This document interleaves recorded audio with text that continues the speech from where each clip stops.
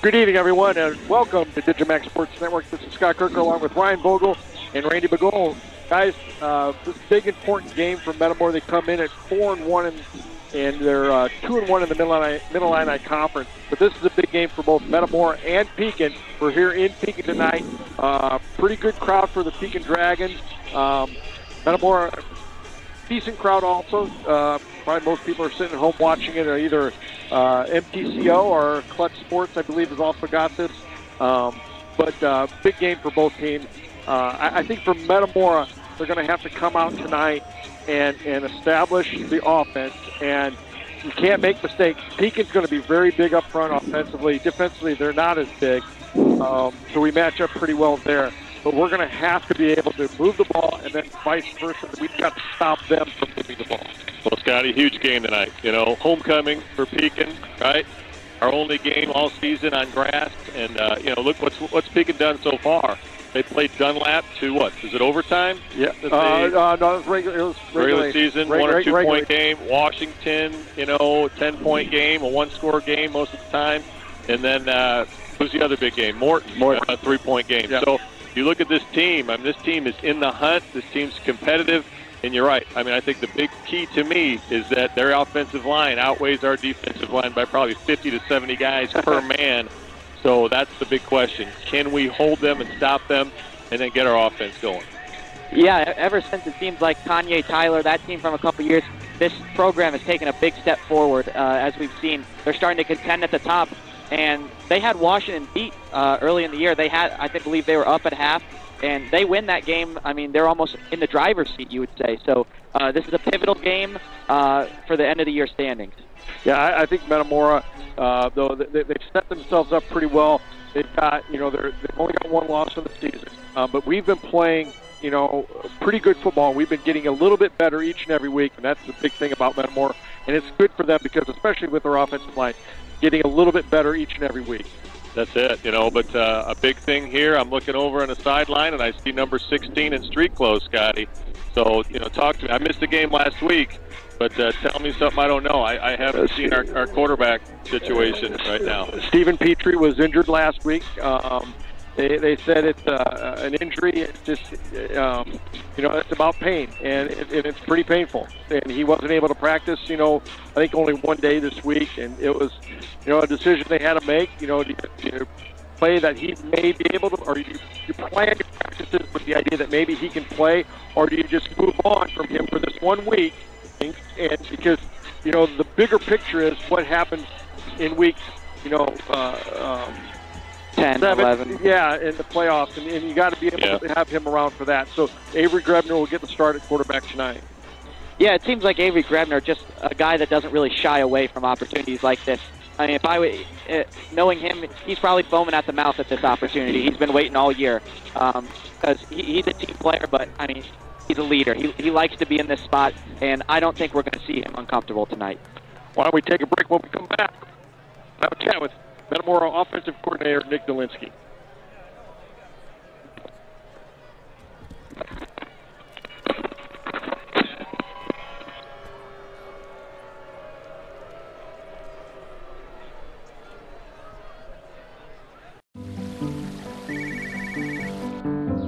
Hi, Tom. Hey, how's the college visit? You remembered. It's good. Does it make the short list? Yeah, I'm afraid so. Knowing our clients personally is what we do. It's okay. This is what we've been planning for. And with over 13,000 financial advisors, we do it a lot. It's why Edward Jones is the big company that doesn't act that way.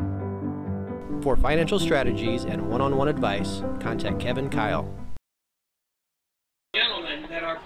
Welcome back to Pekin. We're here with Metamora offensive coordinator Nick Dolinsky. Coach, thanks for taking a minute. We won't take a lot of your time here. You know, you got to get back to the locker room. But, Coach, big game for Metamora tonight. Yeah, it's, you know, they're all big ones. We know that. But, this is another playoff-type game. We want to do what we think we can do in the playoffs tonight. The games you got to play well in. Give yourself a chance to get you an opportunity to get a home game. Right. And that's where we're at now. We got go get that next win, get us to 5, then you're in the playoffs. Now you're playing for seeding. And, you know, we only got 1 loss in the conference. I think people forget that. So if we can find a way to knock these guys off, keep progressing. Who knows what happens to Washington at some point? We find ourselves back into it. So big night tonight. It's always Pekin's a big school, and they got a bunch of big kids. So that's kind of that's the challenge in front of us tonight. Coach, I missed last week, but I see number 16 over here in street clothes. What's that mean right now for the playbook? Is that opening? Is that closing up a little bit? What are you looking at? I knew. We're going to have Avery Grebner at quarterback, so he's taking reps this year. But I told a friend of mine, and he said, "What's the scenario?" And I said, "Well, we've been pretty good when the Grebners are quarterback in the past in Metamora." So runs in the blood. Steven made a good tackle, just had to land down on his shoulder. So he's week to week, day to day. Felt good early in the week, felt bad later in the week. So obviously he's really good, and Avery does provide a little bit different spark, a little quicker. But no, we're going to do what we do. Coach, we were just talking about, I said this is an opportunity that Avery Grebner's probably foaming at the mouth for. He loves situations like this. He likes being in the moment. We've seen him on kick return, defense, offense, everything. Is he just an opportunist?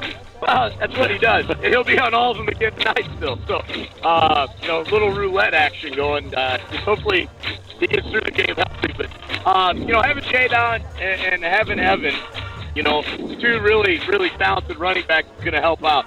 But, helping Avery get to where he needs to. The thing is, Avery's so smart. Like, the one thing when we lose Avery as the receiver is some of our fun goes away. Yeah. The ability to make motions, flip guys, and move guys, usually the move guy, because he knows where to get what he has to do. So we still got trades, we still got flips. We got to kind of base it down a little bit for him. Obviously, there's things Steven does better running inside, where Avery's more of an outside guy. Steven's really thrown the ball well. Avery's 0 for 1 with a not very well thrown ball. So we'll see how that goes. But we're going to have opportunities to get a big ball down the field, and I think Avery will step up when we got that opportunity. Coach, we'll let you get going, though. Bring home a W. Yep, we'll do our best. All right. Take a minute here. When we come back, we'll talk about what it takes for Metamora to win the game tonight. Germantown Grill, where our staff loves the game as much as you do. Football, basketball, baseball, whatever your sport, we'll be cheering right along as we serve up your hometown favorites. We've got everything you need to celebrate the wins. Food and flavors to satisfy any craving. Plus, the best private gaming around, powered by Gold Rush Gaming, the gold standard in video gaming. Only at Germantown Grill in Germantown Hills. So, Randy, Metamora comes into this game at 4-1, and like we've been talking about in this pregame, I really do think this is a really big game for Metamora. They've got, next week they've got, I believe it's East Peoria, then Limestone, and then Dunlap, or maybe the Limestone East Peoria game. Those two games might be flipped, but I think this is a real important game, though, for Metamora to just keep improving up front and establishing the run. Metamora's going to have to probably be a little bit more run heavy than they've been in the past, 5 weeks. Well, yeah, with Grebner at quarterback, I just don't think we're going to have the comfort level there to be throwing the ball a whole lot. Now, if he rolls out, maybe, a little 5-10 yard passes, things like that, but I don't know that he's going to be comfortable to throw the ball down the field. Now, maybe they worked on that this week in practice, so he's comfortable at this point. But I agree. He's quick in the backfield. I like to see him getting out. We got Cranford and Evan Kyle both healthy, and so those three guys operating in the back, we got a lot of speed back there. So I agree. Let's get the ball to the outside. Let's move. But we're going to have to do a little bit of work between the tackles to keep the defense honest. Yeah. Yeah, I think for sure they're going to have to. But I think they're probably a little bit worried too, because I'm sure by now they realize that Petrie's not at quarterback. They saw last week in the film that Petrie wasn't in the game the second half of the game, and they're probably, okay, what's Metamora going to do? Yeah, so it's hard to scout that. So I don't know that they know what we're going to do. And talking to Coach Delinsky, he may be learning a little bit about what the capabilities are as this game goes on. Yeah, so it'll be interesting to see kind of how he gets a feel for what's working for Avery.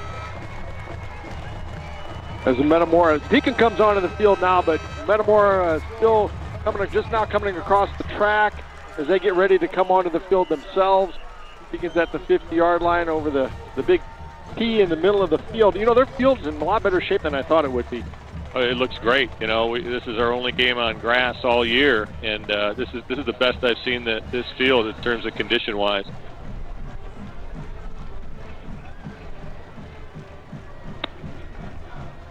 I thought it might be a little bit of muddy. You know, we had that rain last night, and boy, you know, it's just a little bit of dew on the field out there.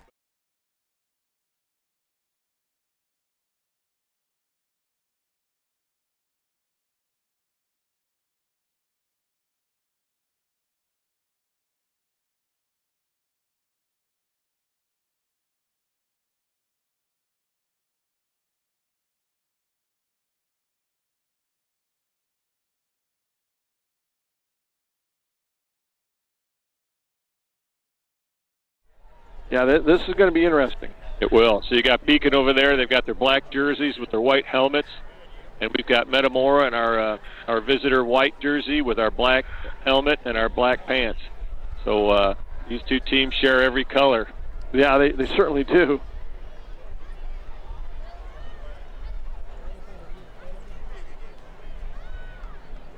Perfect night for football. I think it's a little bit under 70 degrees. You know, wind's blowing 5 miles an hour. Doesn't have any bearing on the game. It's nice. It's nice. Are you going to be able to throw the ball for sure? You know, I think last week was a little bit windy.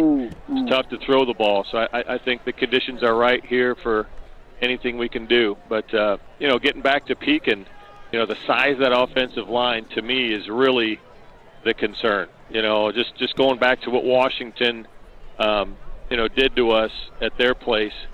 We've got to avoid that. So we definitely have to have a strategy of how to, you know, get into the gaps and disturb this offensive line and not allow them to do, you know, what they want to do against us. And, you know, we kind of joked about it against Washington. We talked about that Philadelphia tush-push type play, and that's kind of how Washington beat us, you know. So hopefully we've got a counter for that.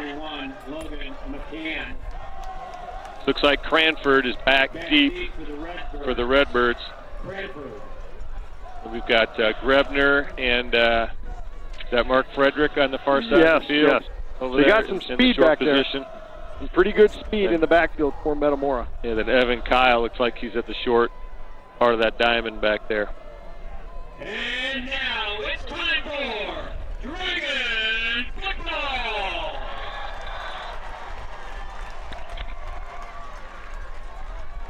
It's like Pekin's doing some type of maybe breast cancer awareness or something with all the pink here on the field, Scotty, for homecoming. Here we go. We got a squib.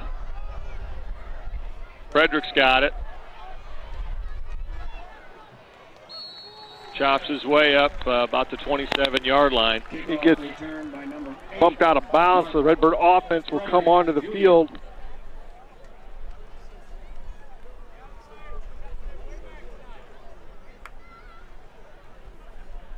That was a tough ball to handle. Nice job by Fredericks to get it and just get what you can as the Redbird offense comes onto the field. The way that ball was turning, that was one of those that could just jump right over your head, you know, so we did get a nice bounce there. Evan Kyle starts out in the backfield behind Grebner. Redbirds are trips left here. Grebner hands it to Kyle on the left side, cuts it up. Not much there. Loses a couple. Parker McDonald on the carry, number 26 for the Dragons.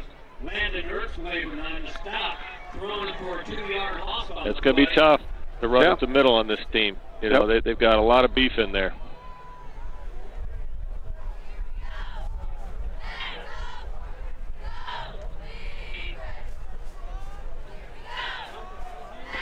Rutgers again, trips left. We got Ken Nickel and Mark Frederick, and who's the middle one in the slot there?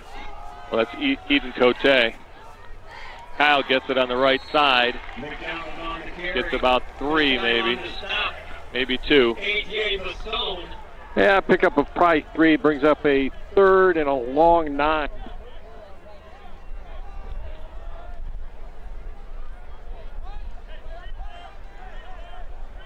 Big play for the Metamora offense. Kind of an early test here. Again, trips left.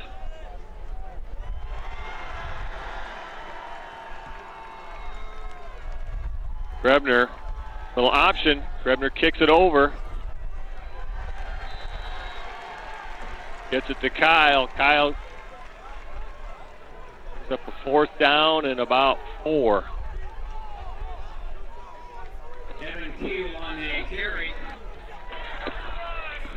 That'll bring in the kicker. Is that Cam Nickel back there?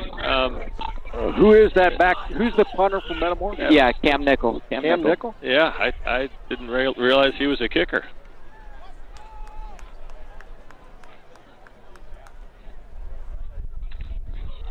It's off a nice kick up the middle. And rolled dead right on the 35-yard line. Pretty decent punt. Yeah. Nice not to have a return there.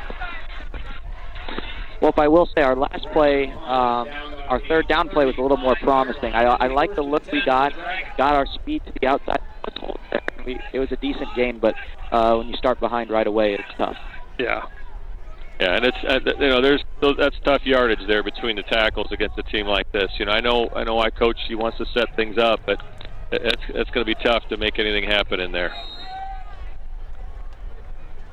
So defensively, I want to say Barbarinas is out at end. Not sure who he's. They just sliced right up the middle here. Gets out right over midfield.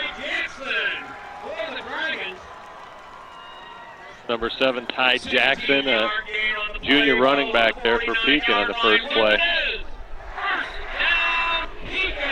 That offensive line just had their way with us there. Jackson again up the middle. That's much better by the Metamora defense there. Good stuff. That's Brad Schalk coming up making the play. Yep. Brad Schalk had a heck of a game last week. I believe he had about 11 tackles. Yeah. 2 for loss, and really had a nice night. It'll be 2nd down and 9.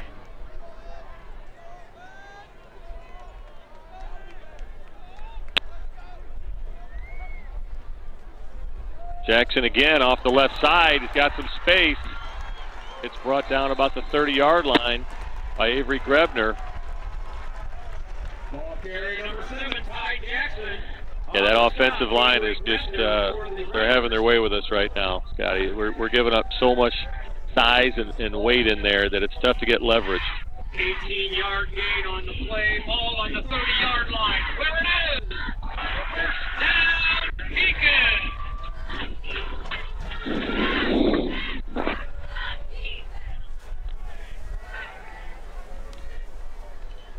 Jackson again off the right side.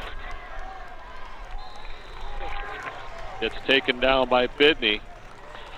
Ty Jackson on the carry. I'm sorry, Bittner. Yeah. Couple early scores here. Washington 7, East Peoria 0 in the first quarter. Dunlap 7, Canton 0 in the first quarter. Morton 8, Limestone 0 in the first quarter. Bloomington Normal Community tied at 7 in the second quarter. Over. Bloomington over Normal Community. I'm sorry, Bloomington are tied at 7. Jackson again, not much there. No, that's much better by the Metamora defense there. Nice job by the D-line. Cam Nickel came in and cleaned things up. Jacob Akima also. A couple other scores here. Macomb 14, Farmington 12 in the second quarter. And then Rochelle 7, Morris 0 in the first quarter. And then in big schools, St. Rita 7, Nazareth Academy 0 in the first quarter. So thank you to Alex Staub for keeping us apprised of those scores. We appreciate that. Second and long here for Pekin. Little pitch to the right. Jackson gets run down by Cam Nickel. Not before he gets the first down. The 1st and 5 for Pekin. Sorry, 1st and goal from the 5 for Pekin. On the play, ball on the 5-yard line. Where it is. First down, Pekin. Redbirds get their goal line going here. Pekin in the power I. Gives it to the second man up and gets stopped. Nice job, Brad Shark in there making the play. That was number 26 carrying the ball. That was Erksleben. Landon Erksleben. Erksleben, okay. Fullback. He said he's about 260 pounds or something. He's a monster. He's a big kid out there running the ball. Here he goes again. Shakes loose. And he's in the end zone. Well, Scott, just kind of what we talked about. The strength of their line is going to be a big, big challenge for us here tonight. Mm-hmm.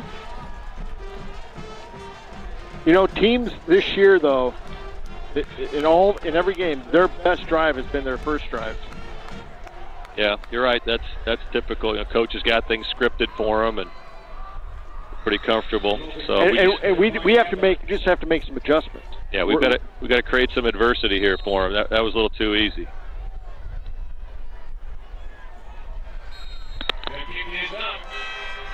Kick is good.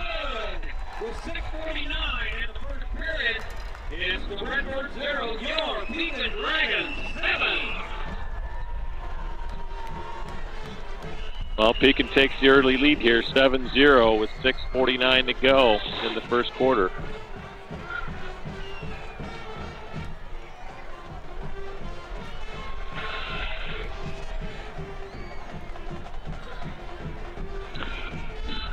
Well, it'll be interesting to see what we do here on our second possession. I just have a lot of faith in Avery Grebner. Oh, for sure. Yeah, I liked, you know, kind of like what Ryan said, that third down play. That just had a better look to it. There's a lot more space. You know, we got 6-7 yards on it, but I think those are the kind of plays that I think we're going to have to run here. It's just run outside of their speed and their size, really. I think we've got the speed advantage, but we've got to run away from that size just a little bit. Yeah, in a game like this, I mean, it's no secret that their line is bigger and stronger. So it's just the fact that we got to make them uncomfortable and do something. Now going to the end zone, we'll get the ball on the 20-yard line. Kick goes in the end zone, and it'll come out to the 20-yard line. It'll be 1st and 10 for the Redbirds.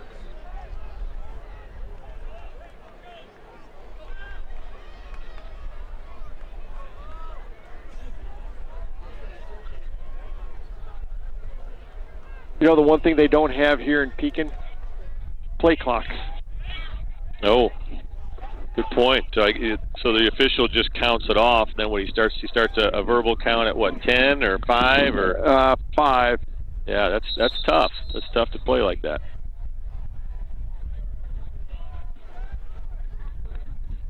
There's a stoppage, Ryan. Do you know what the stoppage is for? Yeah, number 70 down for us. We had him go down on the field here, as opposed to on the sideline. 70? Yep. Owen Clellan? Little banked up on the kickoff.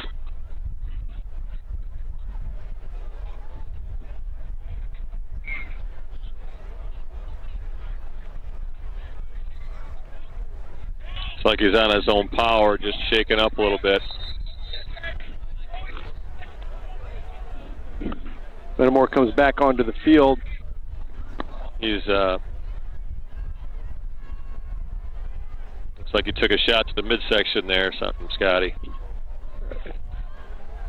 So Avery Grebner comes back out at quarterback along with Jadon Cranford linked to his right. Frederick and Cote split out left. Riley Jackson and Morrison shift to the left. And Cranford gets the edge. Oh, and he gets out. Tripped up at the 30-yard line, but boy, he saw some. He could have cut it back to the right there, which was he was looking. That could have been dangerous. That was nice to see him get a little bit of space to run there. That's a 1st down and 10 for the Birds. I mean, there's just something about when he gets the ball. I mean, he had the ball. He's 3 yards in the backfield still, and the crowd is already cheering. Yeah, he's absolutely electric.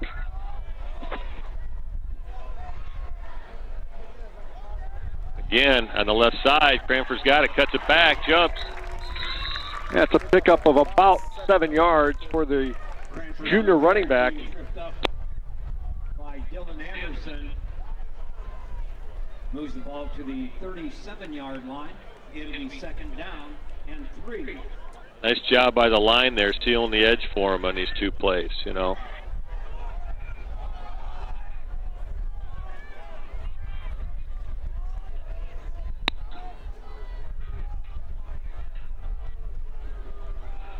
Jackson and Morrison shift to the right.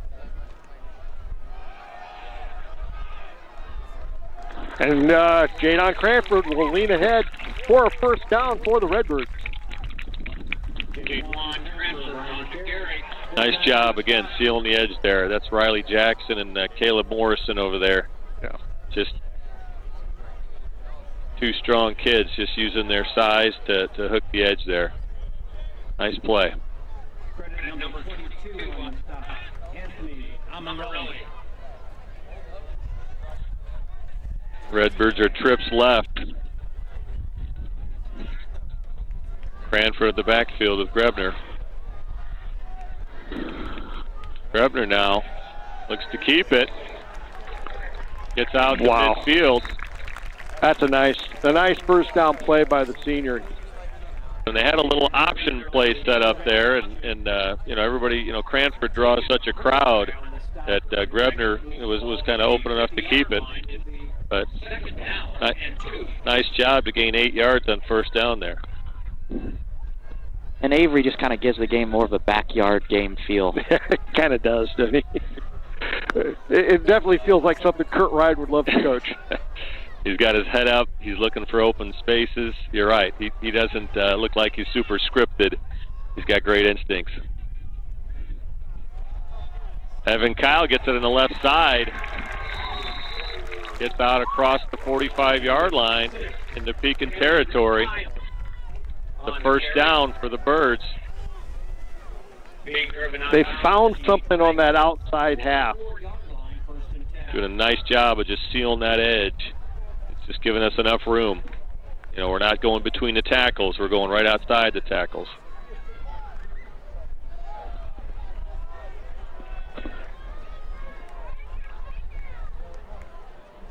Evan Kyle now, the backfield again with Grebner. Kyle gets it in the left. Not much there. Picked up maybe a yard. Yeah.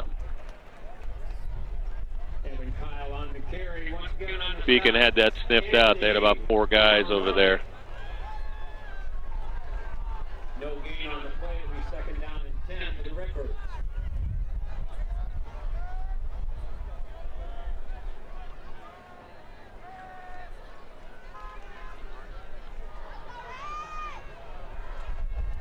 Big down for Metamora here.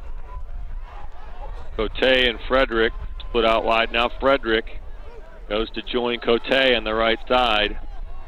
Morrison at H-back. Kyle in the backfield with Grebner. Grebner keeps it on the quarterback counter, and he's going to go open. Touchdown, Metamora. My goodness.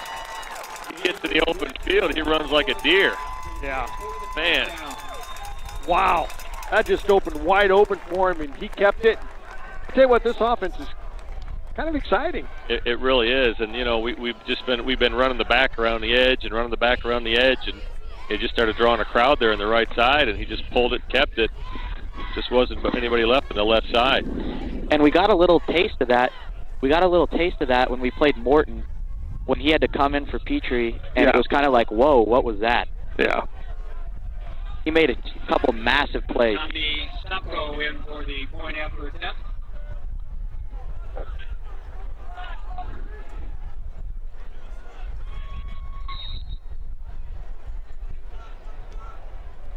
Grebner to hold for Sopko here. Oh, and Grebner pulls it. He's running it in. And he gets in. He gets in. 2-point conversion. Wow. What a great job by Grebner. He had pursuit. He just leaned the ball out to put the ball over the plane to get that 2-point conversion. But, you know, the snap was, you know, a little sloppy, and he just picked it up and went. So what a heads-up play by Avery Grebner there. Yeah, that's an awful good play. I can remember his dad doing that in about 96 down in Chatham in a Week 9 game where he just leaned the ball across for a touchdown. They had him bottled up in the middle of the field, and he wasn't down. He just leaned the ball over for a touchdown. It's so nonchalant. That's kind of what his son did right there. I have a feeling they may have rehearsed that in the front yard, over the years a few times. But great heads-up play there. Well, a couple updated scores here. Washington East Peoria still 7-0 in the first quarter. Dunlap 15, Canton 0 in the first quarter. Morton 14, Limestone 0 in the first quarter. Again, Bloomington and Normal Community knotted up at 7 in the second quarter. Macomb and Farmington, Macomb 14, Farmington 12 in the second quarter. Rochelle 13 and Morris 0 in the second quarter. And then St. Rita Nazareth hasn't changed, 7-0 St. Rita in the first quarter. So, wow, we've got some interesting games there, but that Rochelle-Morris game is kind of interesting to me. I don't know. I know Morris is ranked, I want to say, in 4A, but I'm not sure. Is Rochelle ranked? Are they? No. They're not. Wow, okay, they're receiving votes. So that's an interesting game to keep an eye on. So thank you to Alex Staub for providing that to us.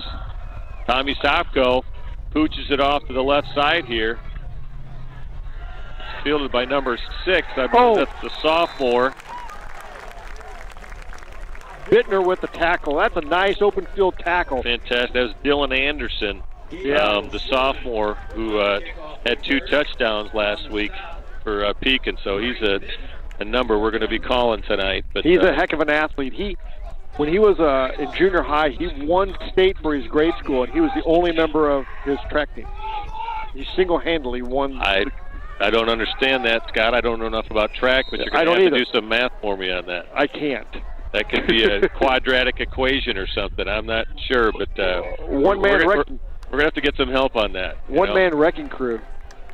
All right, well, the defense comes out here. Pekin's on their own 31-yard line. That's number 3 for Pekin. That's a Jackson Trailer. Jackson Trailer. Pretty good job by the Redbird defense. 1-yard gain on that play. Brad Schock once again in on that tackle. Schock's having a nice game. Almost called him Shaq. The way he's tackling the ball, he might look like Shaq out there in a couple plays.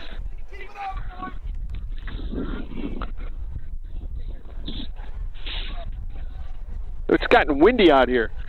Yeah, the wind's picking up a little bit. Oh, that ball got snapped, and I think only the center knew, and what a heads-up play. And nice job by Cam Nickel to run down the quarterback, but nobody moved on the offensive line there. Yeah. The center knew it, and a lot of times that bounces off the quarterback and ends up in a fumble, but a heads-up play there by the quarterback. That's number 10, Brogan Benassi, junior quarterback. Benassi? Yep, Benassi.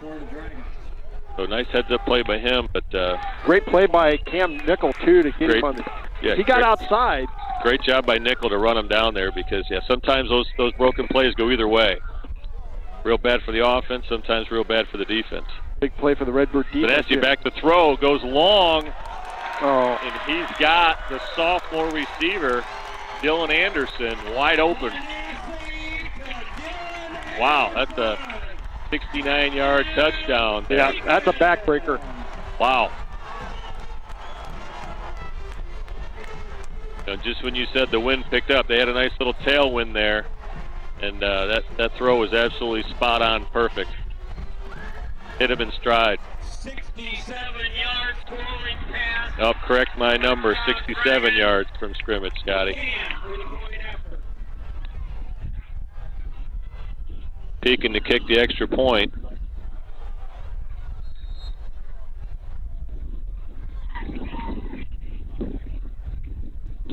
Kick is up and good. And good. And it's good. 1:19 left in the first quarter. It's the Dragons 14, the Redbirds 8. Well, we've got to respond here, Scotty.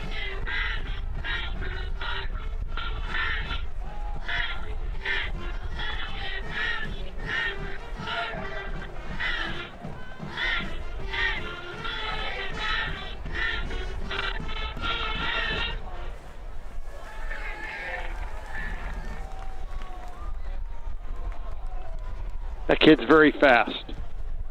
Anderson is a very fast kid. We're going to have to. And sometimes you got to put a safety over a kid like that, you know, and just to have a little insurance back there. And that it was also just perfectly set up by the first 2 drives. What was that again, Ryan? That play was just perfectly set up by the first 2 drives. Oh, for sure. Yeah, and I mean, you know, it was, what was that, a 2nd and long, 3rd and long? It was a third and 9. 3rd and 9. So it was a passing down. I mean, we should have been expecting the pass there. Cranford deep to receive for the Redbirds.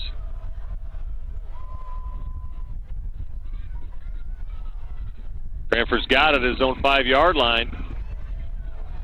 It's hit pretty hard, about the 22. Kickoff return by Juan Redbird. On the tackle, number 29 for the Dragons, Aiden Sandomar.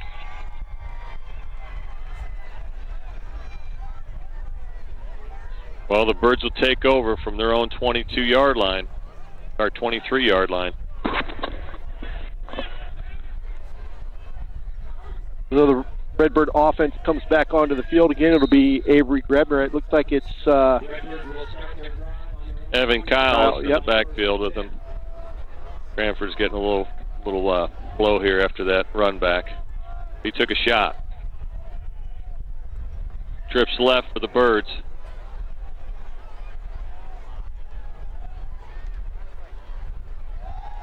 Kyle's got it up the right side. Not a whole lot doing. Maybe a yard. On the carry, on the stop, Bradley Hoover for the Dragons.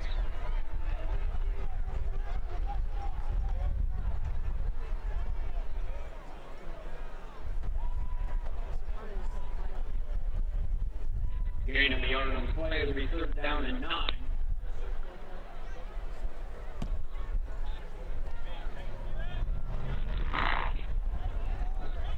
Trips left. You got Cam Nickel, Eden Cote, and Mark Frederick out here on the left side.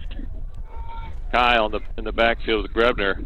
Grebner keeps it on the option, and Grebner is off to the races. He gets wrapped up by the sophomore at about the 45-yard line of Pekin.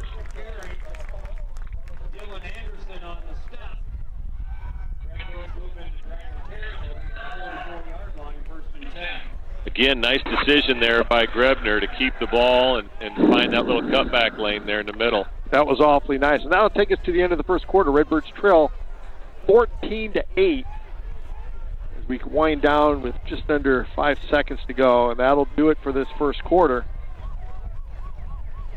And at the end of the first quarter, the Redbirds 8, your Pekin Dragons 14. Commerce Bank is proud to support the Metamora Redbirds, from setting short-term goals to planning for your future.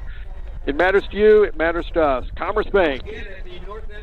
Remember, FDIC. Goodfield State Bank, big enough to serve you, small enough to know you. Go on down there, pick and choose, buy something pink. Hanover's Pub, your favorite food and drink every time you visit. See you on the square.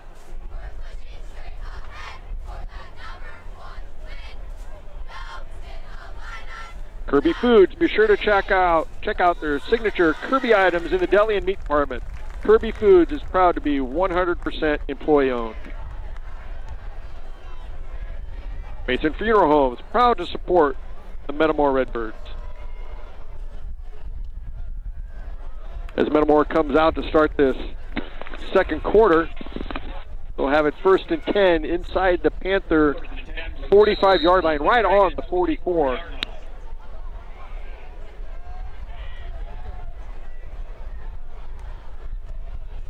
Evan Kyle gets it in the left, bounces it out to the left side.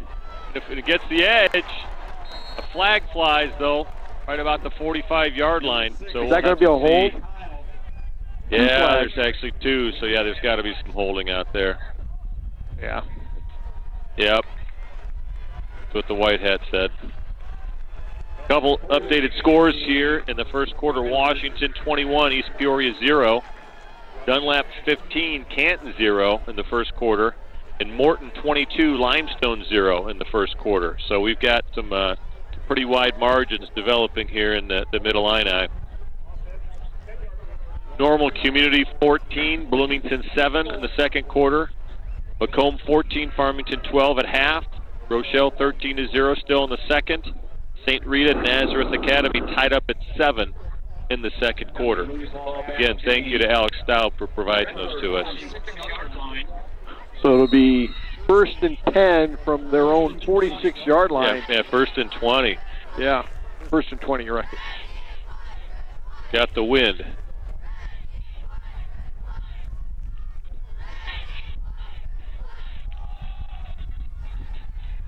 Kyle just gets it up the middle. Really no gain on the play. And that's bringing those backers inside. Brings up a 2nd and 20 for the Birds.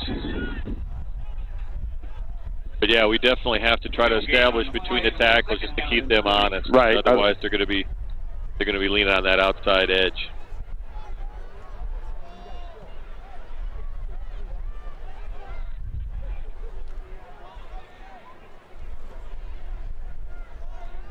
Cote split out left, Frederick split out right, and Cranford joins Grebner in the backfield here.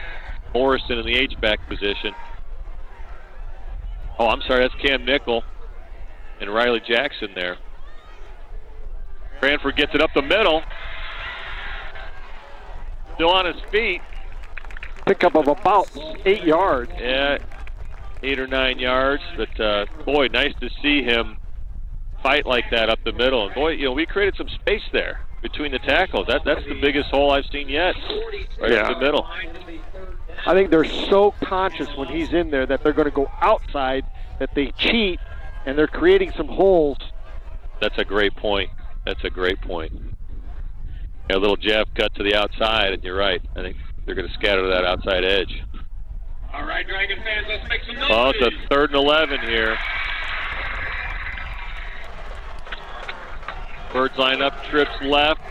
Cranford in the backfield. Redmer's got it. Gets it to Cranford, who's got some space. It's real close to the first down. Yeah, he's going to be really close. That's a really nice play by Metamora, and that's going to be, if it's 4th down, it's really close. Cranford gets up a little bit slow. Boy, we're about a foot short, it looks like, Scotty. So, we're down on the 35-yard line. They're going to measure. Okay. I think we're about a football and a half short. Yeah, this is close. Oh, they did move it out there. It's still going to be it's going to be about a half a football short. And we'll see if this back part of the chains is a veteran chain gang guy, or does he just let him?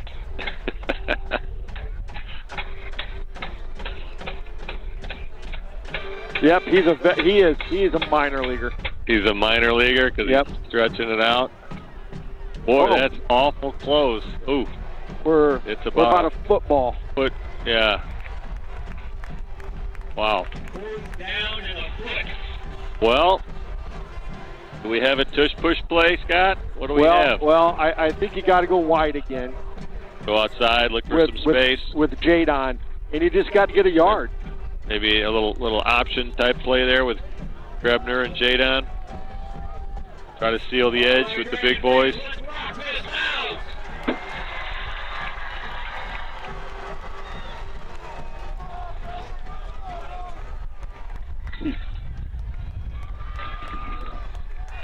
Well, we've got a 2-back set here. We've got Kyle. I'm sorry, that's Cam Nickel. That's Cam Nickel, a lead blocker. Yeah, like to see that. Morrison shifts to the left side. Cranford's got it, and he's got the first down. And he's got that. A really nice. He knew that he only needed a foot. He got about 2.5 yards. Yep, just followed Nickel right through the hole there. Nice work. That's really good. That was 1st and 20, and Metamora got it. Yeah.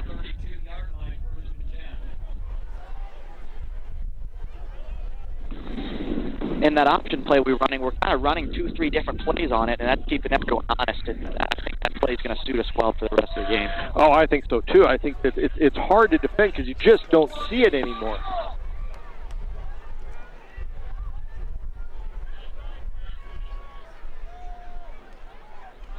Cranford gets it on the left side, bounces it out. And he lowers his head and he picks up. Gets over the 25. Maybe down to the 24. That's a real good first down play. Inside the 30 down to about the 25-yard line for Metamora.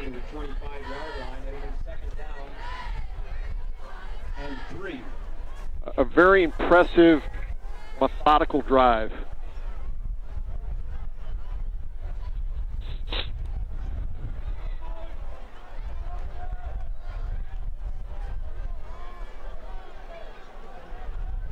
Cam Nickel in at the H-back.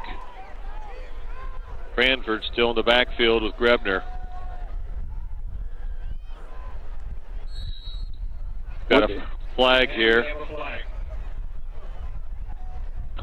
What are they calling? It's either motion or encroachment. It might be encroachment on. Yep. Oh. So we must have been over the line. We must have lined up over the line somewhere. Either a receiver or a lineman. Second down and 8. Cost us 5 yards there.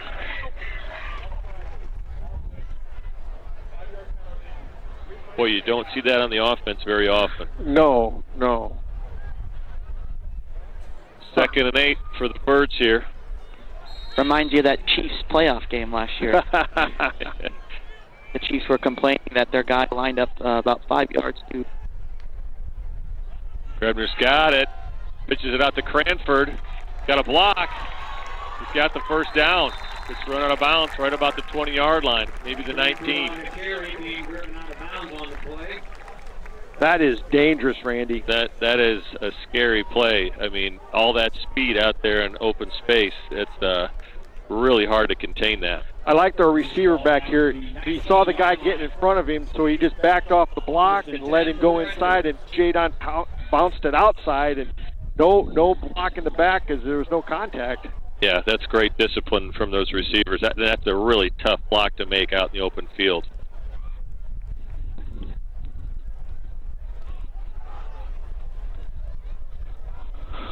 Metamora just inside the 20-yard line, 1st and 10 for the Redbirds.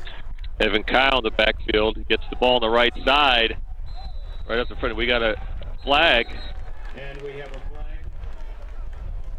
Kyle, the ball carrier. And that's going to be holding no, against it's motion. the Redbirds. It's motion against Metamora. It's an illegal motion. I thought he pulled his... But they hadn't even run the play yet. Yeah, that's a motion penalty. 5 yards. But I'm not sure why they're calling that a motion penalty, because you can move. He's just resetting.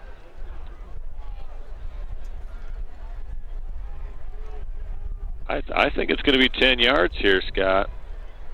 I think it's a holding call. Holding? Yeah. How can it be holding? We didn't even hadn't even run the play yet. Maybe one of our big guys tackled somebody in there or grabbed them, but then why'd they blow the whistle dead? Because that's not a stoppage play. Well, it was after the play. He threw it in there. Yeah, he tossed it in after the play. All right, Kyle in the back, so it's a 1st and about 20 here again. Kyle in the backfield of Grebner. Kyle gets it. Picks his way for a few. Down to the 25. Pickup of maybe 3. Kyle comes off. Landon Ertzleben. Got a stinger there in his leg. Yeah, Cranford comes on for him. Second down and 16 for the Redbirds. That was a pickup of 4 for Kyle. 2nd and 16 here. Cranford in the backfield. Got Udell and Morrison split out left. Got Cote and Frederick split out right. Birds are in the spread. Cranford gets it on the left side and just not much doing there. That's a pretty good job by the Pekin defense. Cranford, taken down by number 19, Pekin. Full updated scores here. Washington 21, East Peoria 0 in the second quarter. Dunlap 29, Canton 0 in the second quarter. Morton 30, Limestone 0 in the second quarter. Bloomington 14, Normal Community 21 in the second quarter. Rochelle 21, Morris 0 in the second quarter. St. Rita 14, Nazareth Academy 7 in the second quarter. Big down for the Redbird offense here. We need to get some yardage so that if we have to go for it on fourth, it's manageable. Yeah, oh, for sure. Trips right for the Birds. Cranford in the backfield. Redmer's got it and turns the other way. And just not enough space there. I like the idea, though. You know, there was so much action on the right side. There was an opportunity there to run to the weak side. Makes it just inside the 25, so it's going to be a fourth and about 14. Yeah, 4th and 14. This will be about a 41-yard field goal with the wind. I don't think we're thinking that way. No. Big down for the Redbird offense. 4th down and 15 for the Redbirds. Big play here.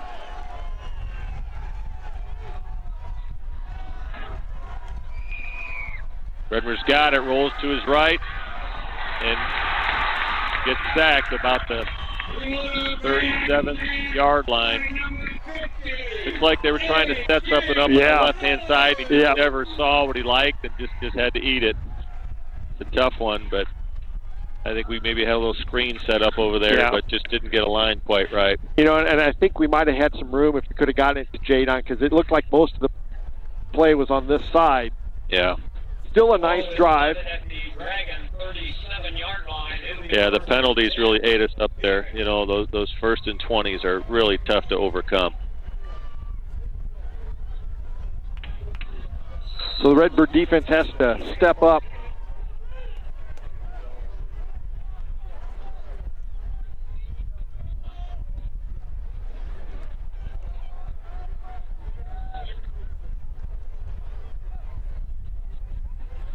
Back to pass, going long for the sophomore. He's got him.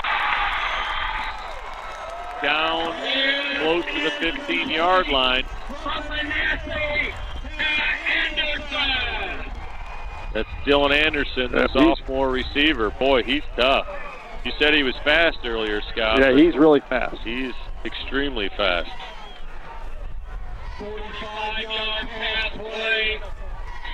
Now, he's the kid you said won the state track championship by himself? The team championship, yeah. Okay, so at halftime, you're going to have to draw me a diagram and show me how that works, okay? Well, he accumulated more points than everybody else.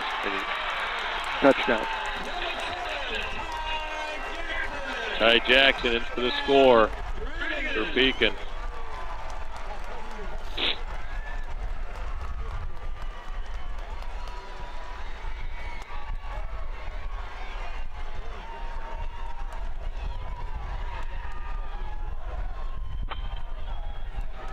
Pekin sets up to kick the extra point here.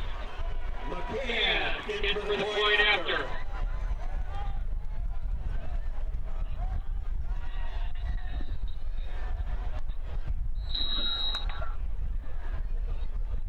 What's the deal here? Got some kind of whistle. Not sure. I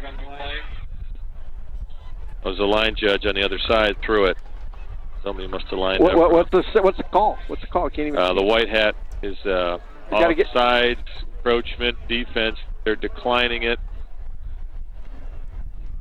They're going to kick it again. Redbirds offsides. Penalty decline.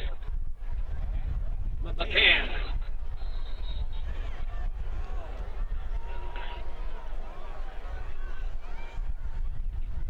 Kicks up. And good. And it's good with 4:17 in the half. Brings the score. Pekin 21, Redbirds 8, 4:17 to go here in the half.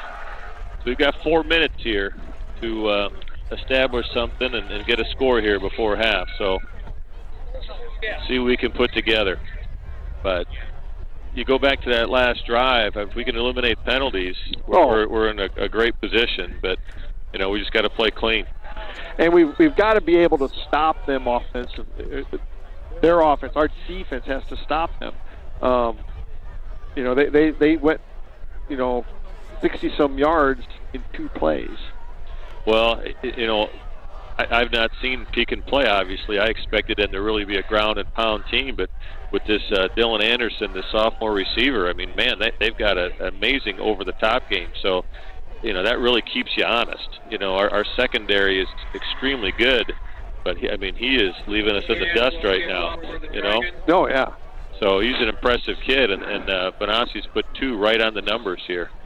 You know, hit him in stride, so impressive. That's impressive quarterback-receiver work right there.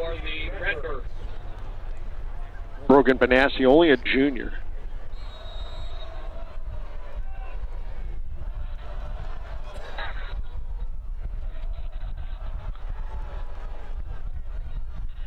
Cranford's deep. Frederick picks it up. Gets out of bounds about the 16-yard line. Call it the 17. So with 4:10 on the clock here, the Birds will have to go 84 yards to find pay dirt. Run out of bounds at the 17-yard line. 83 yards, I'm sorry, Scott. Yeah. Need to get my calculator out here.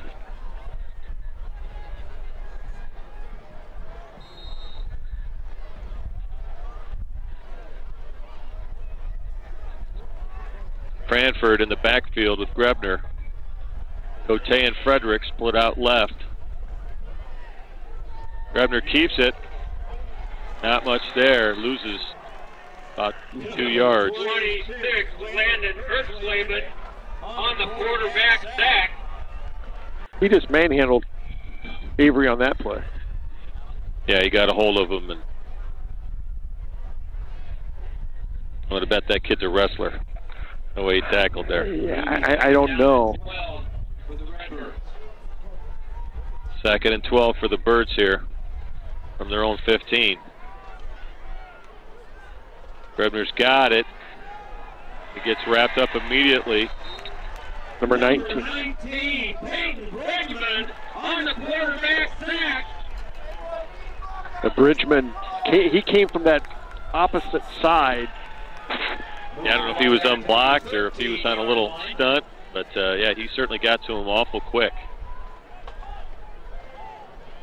3rd down and 14 for the Redbirds.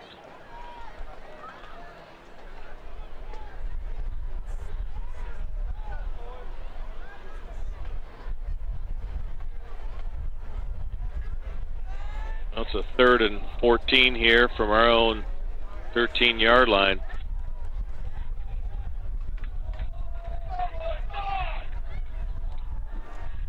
Grebner rolls to his left. Got a little bit of room, not much though. No, pretty good defense by Pekin on that. We'll get back to the original line of scrimmage.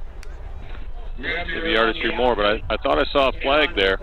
I didn't see one. And now this really puts us in the danger zone here. We're backed up.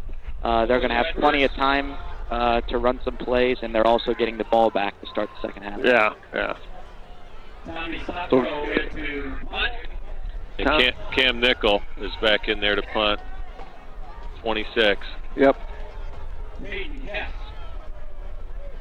Nickel gets a nice kickoff. Gets a Redbird bounce at midfield. Gets he's down. Up. Yeah, he had his knee down.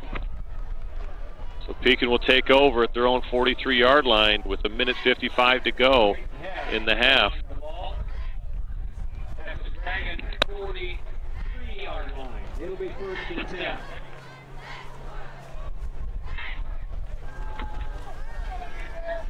Boy, it'd be nice to see a pick 6 or a turnover here. Yeah.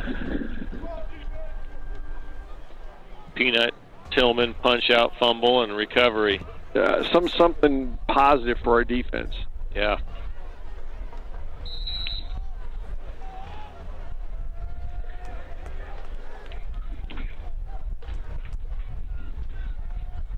Number 3 with it. That's a pickup of about 4. It's Jackson Trailer. Is that Shea Seals on the tackle? Yeah. Oh, that was Shock. Gain of 4 yards on play. It'll be 2nd down and 6. Trailer again. He's got some space. Our linebackers just got buried on that play. Grady Neal on the tackle for the Birds. Minute 20 on the clock. 15-yard gain on the play. Ball on the 39-yard line. Where it is. Touchdown, Pekin! Sophomore gets the ball on a little jet sweep. It's wrapped up. Pretty good defense there. Cam Nickel on the stop. Cam Nickel on the stop. Gain of 2. Gain of 2. Clock's running with about 50 seconds here to go. 2nd and 8 for Pekin.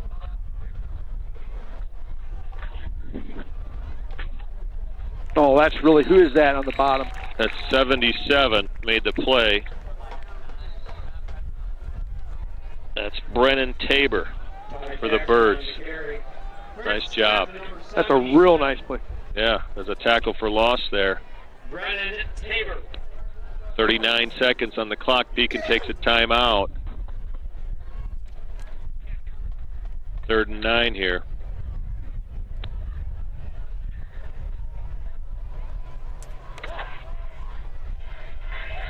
Yeah, that was some nice line play there. We got to see a little bit more of that in the second half. For sure, for sure. Great penetration, getting in the backfield, making a play.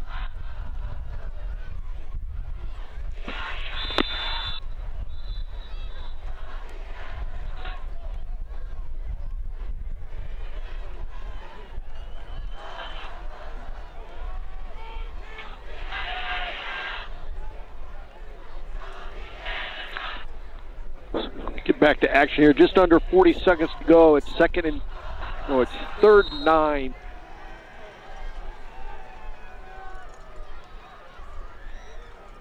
Oh, little double handoff here. Oh, like the sophomore. Like a double reverse. Number 6, Dylan Anderson.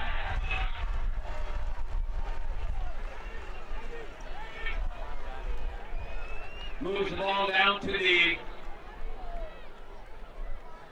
11-yard gain on the play. Moves the ball to the 26-yard line. Where it is. First down, Pekin. First down for Pekin. The clock stops at 30 seconds.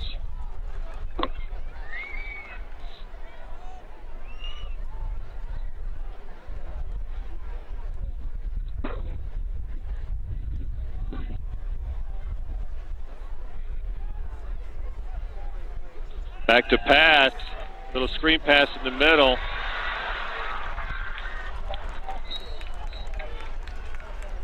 Pekin will take a timeout. Nice tackle there. That was Grady Neal on the stop again. 23 seconds. Pekin takes a timeout.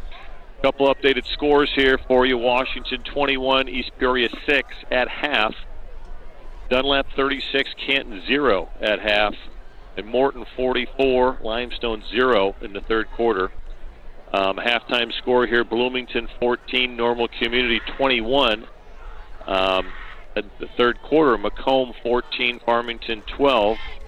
At half, Rochelle 21, Morris 0. And at half, Nazareth Academy 17, St. Rita 14. So we've got some good games going on out there. Yeah.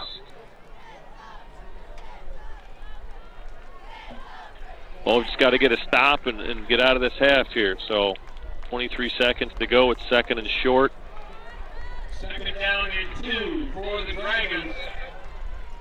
Pekin comes out, trips left.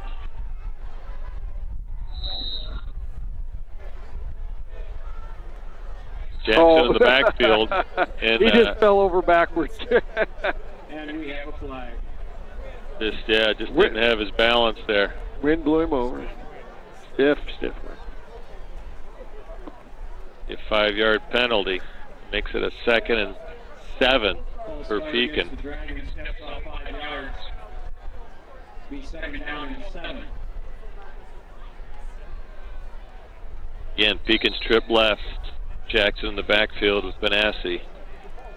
Benassi's got it, back to pass. Looking long for sophomore receiver. He's got it. Wow. Oh my goodness. This kid looks all state.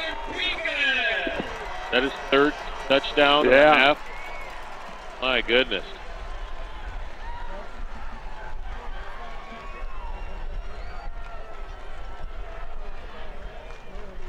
Kid is impressive. Was there a flag? No.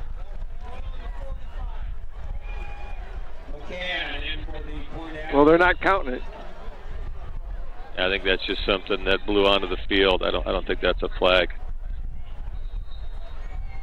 Pekin to kick the extra point here. The kick is up.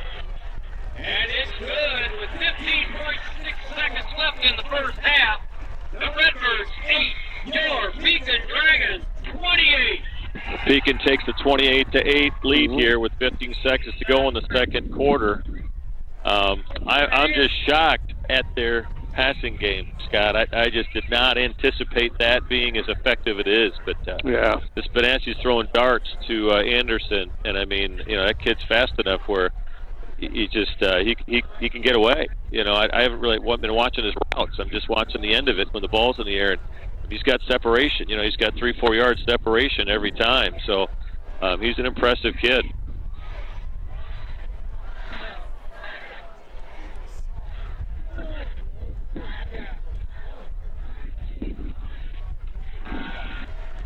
Kind of want to know what the kid runs in the 40-yard dash right now. I mean, this is he's pretty impressive. Yeah. Really hard to keep up with him for sure.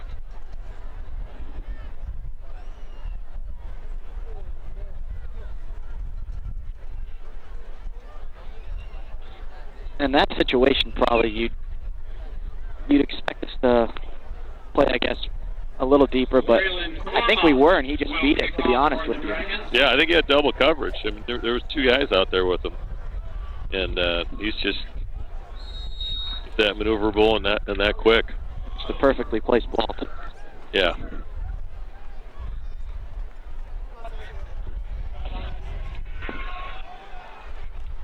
Cote's got it. Gets stripped up inside the 30-yard line.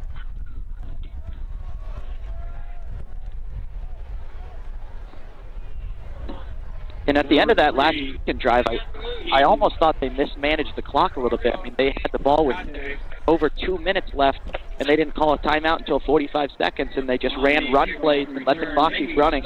But then, I mean, I guess when you got that in the bag, you can do it. Yeah, for sure. Yeah, I mean, if this team gets in a position where they need a Hail Mary, I think they got the guy. It got to the point where I almost thought they lost track of time to call a timeout because they waited so long. Yeah. I mean, I think they were definitely trying to milk the clock down to the point that we couldn't do much with it. Well, is there another penalty on us? Had to be.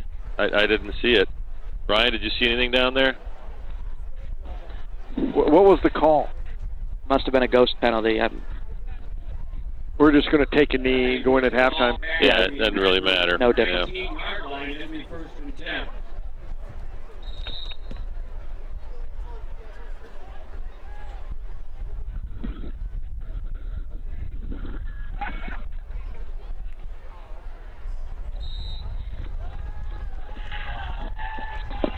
At the end of the first half, it's the Redbirds 8, your Pekin Dragons 28.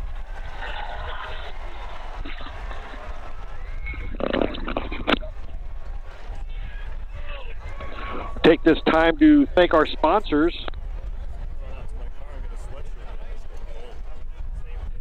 Get in, get out quickly with McDonald's mobile order and pay curbside pickup. Sweatshirt in the restroom, so no updates. Merrill Lynch, they're also our halftime sponsor, but local faces with big Company Resources. We help families make great decisions with their money.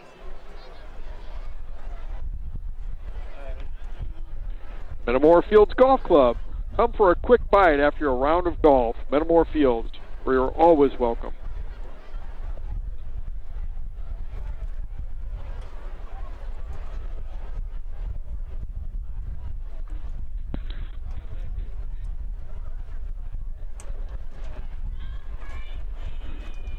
The Room, located in the historic Homestead Building, is proud to be your local football headquarters.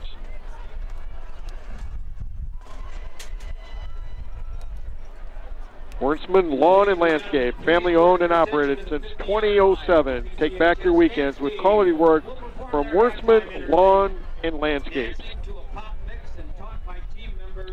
Zobrist Insurance, your total insurance solution. Under Coach Timber McAfee.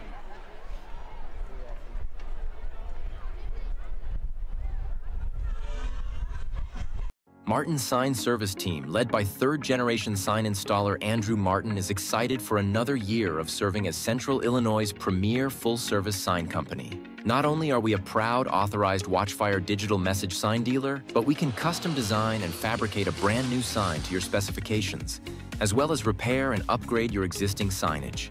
Remember, you only have one chance to make a good first impression. Call Martin Sign Service today for a free quote. 101. You can do it. 100. You can do it. We're not going to give up. We're never until we're strong and mighty and tough. These weights are going to be heavy, like a heavy job. So you're going to need to bring your muscles with you. Got it?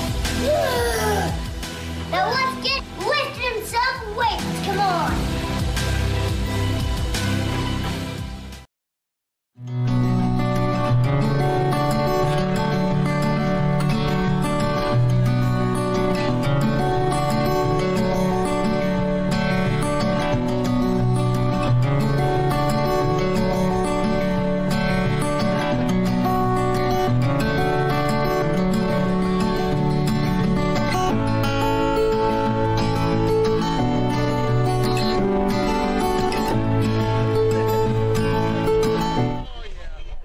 What sets Snyder Village apart from other retirement living options? With a campus of over 40 acres, Snyder Village is a life plan community, offering several levels of care at one convenient location.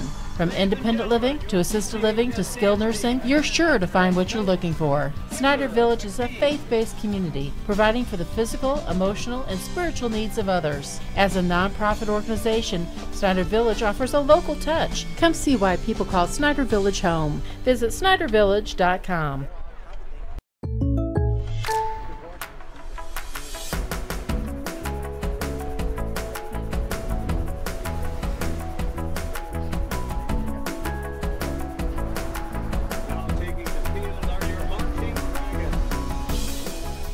The State Farm Personal Price Plan helps you create an affordable price just for you.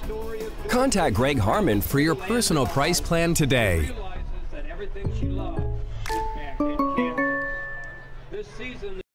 Jerry D here.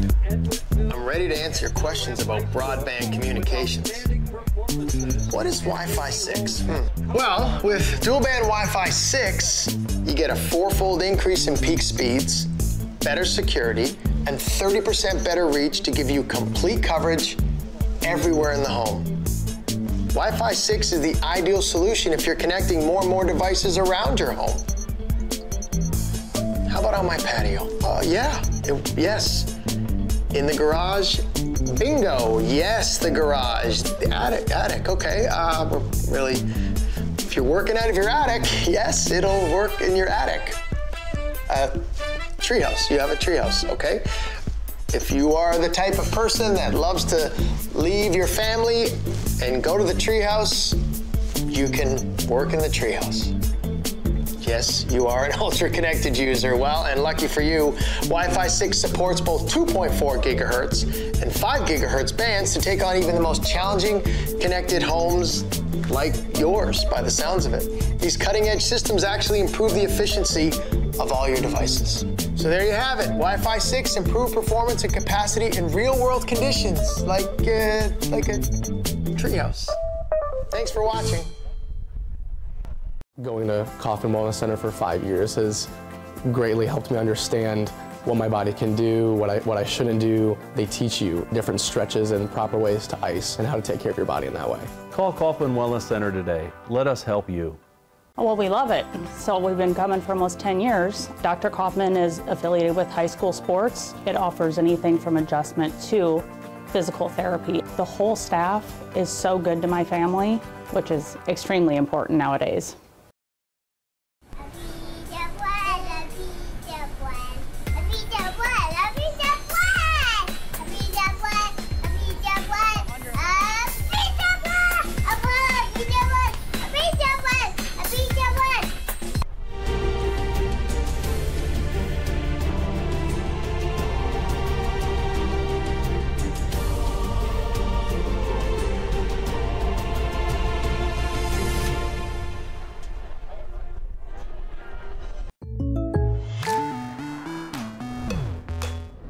The State Farm Personal Price Plan helps you create an affordable price just for you.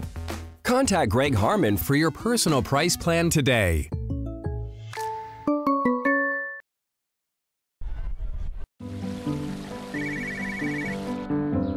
Hi, Tom. Hey, how's the college visit? You remembered. It's good. Does it make the short list? Yeah, I'm afraid so. Knowing our clients personally is what we do. It's okay. This is what we've been planning for. And with over 13,000 financial advisors, we do it a lot. It's why Edward Jones is the big company that doesn't act that way. For financial strategies and one-on-one advice, contact Kevin Kyle. Germantown Grill, where our staff loves the game as much as you do. Football, basketball, baseball, whatever your sport, we'll be cheering right along as we serve up your hometown favorites. We've got everything you need to celebrate the wins. Food and flavors to satisfy any craving. Plus, the best private gaming around, powered by Gold Rush Gaming, the gold standard in video gaming. Only at Germantown Grill in Germantown Hills. Martin's sign service team, led by third-generation sign installer Andrew Martin, is excited for another year of serving as Central Illinois' premier full-service sign company. Not only are we a proud authorized Watchfire digital message sign dealer, but we can custom design and fabricate a brand new sign to your specifications, as well as repair and upgrade your existing signage. Remember, you only have one chance to make a good first impression. Call Martin Sign Service today for a free quote.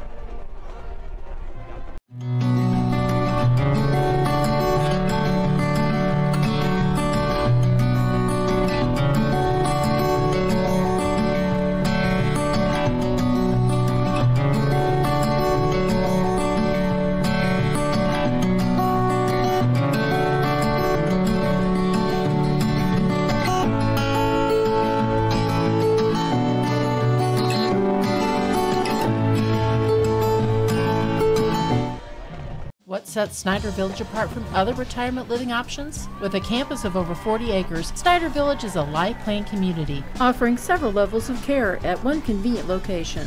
From independent living to assisted living to skilled nursing, you're sure to find what you're looking for. Snyder Village is a faith-based community, providing for the physical, emotional, and spiritual needs of others. As a nonprofit organization, Snyder Village offers a local touch. Come see why people call Snyder Village home. Visit SnyderVillage.com.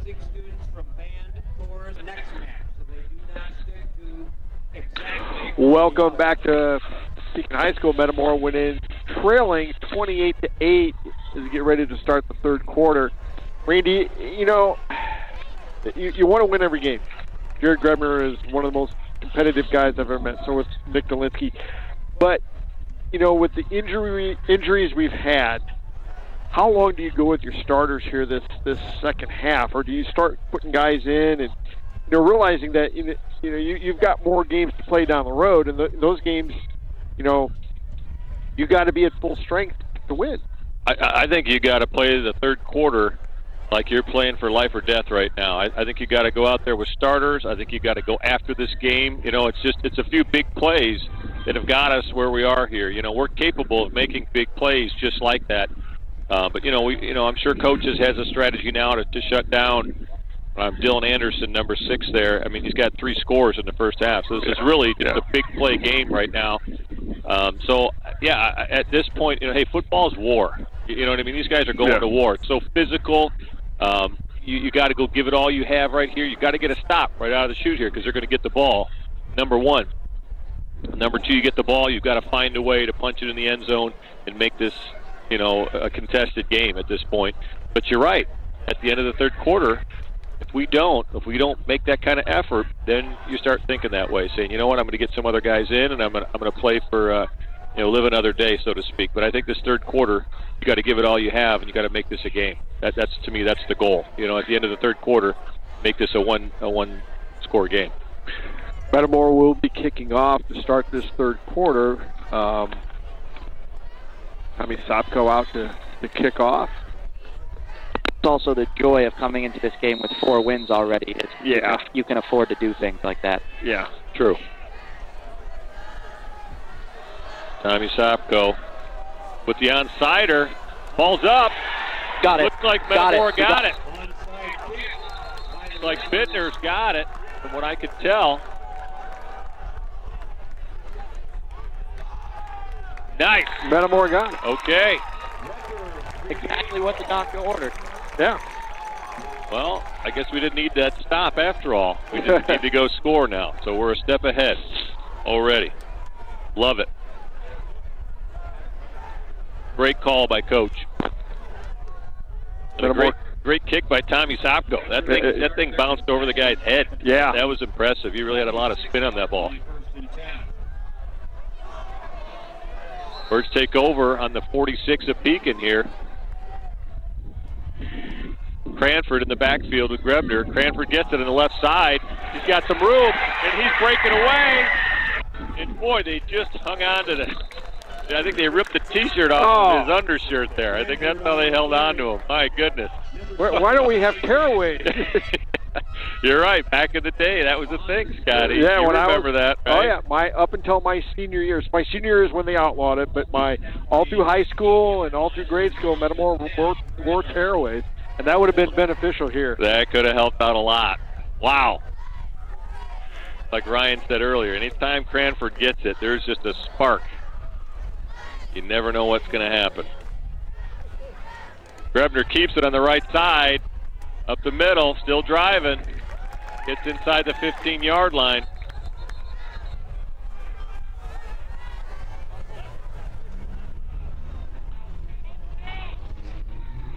There's some signaling out there that some of the Pekin players think the ball was out.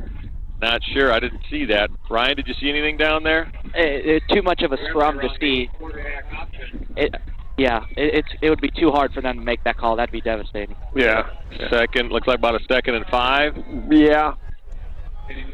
Nice job by Grebner just to keep his feet moving and just keep pushing the pile forward. And the ball actually squirted out while they were still looking for it. So one of the guys in our huddle was standing with the ball, and they're pulling guys off and still looking for it.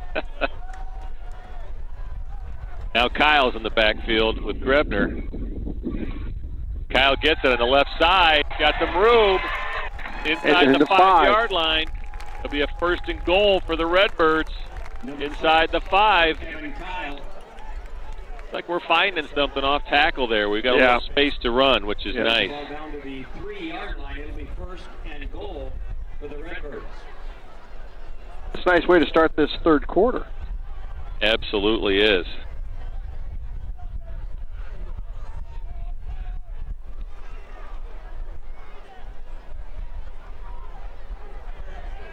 Cote and Frederick off to the right side. Morrison at the H-back. Kyle in at halfback. And now Riley Jackson and Caleb Morrison shift to the right side. Kyle gets it. No gain on the play. Yeah. Boy, the bootleg to Grebner there looked pretty open. We're getting a lot of attention when we shift our tight end and our H-back off to the power side of the field.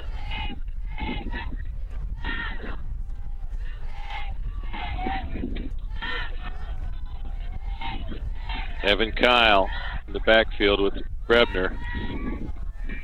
Grebner keeps it on the left side and gets caught up just enough, but still on his feet. And he'll pick up about a yard. A pretty good hard run by Grebner brings up a 3rd and goal. Boy, you know, if he doesn't get slowed down there by that the defender, he's in the end zone. You know, so that was a nice open field play there by the Pekin defender. 3rd down and goal. You know, it's Pekin homecoming, Scotty. I feel like we're getting a little stingy on the spotting here by the officials, but and they just did move it up just a little bit there. But all right, 3rd and goal here for the Birds.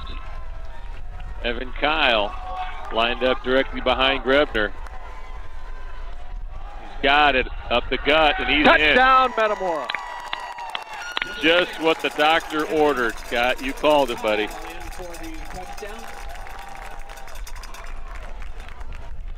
So 24-14. Do you go for 2 here, or do you just kick it? Go for 2. I mean, it doesn't really. I think it looks like they came out to. Sopko's out there to kick, so.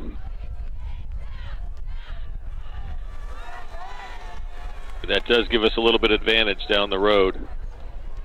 That earlier 2-point conversion. It sure does, yeah. Keep things going here.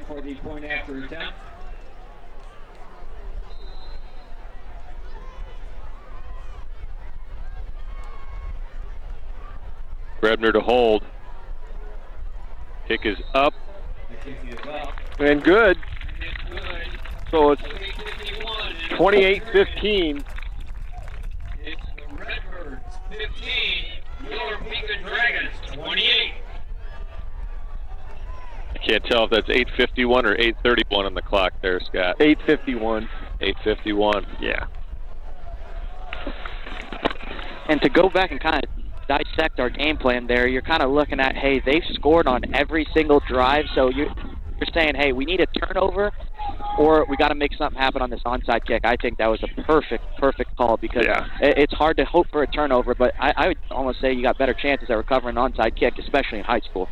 Oh, for sure. Now do you do it again, Ryan? No. Now you got to kick it deep. Is the cat out of the bag here?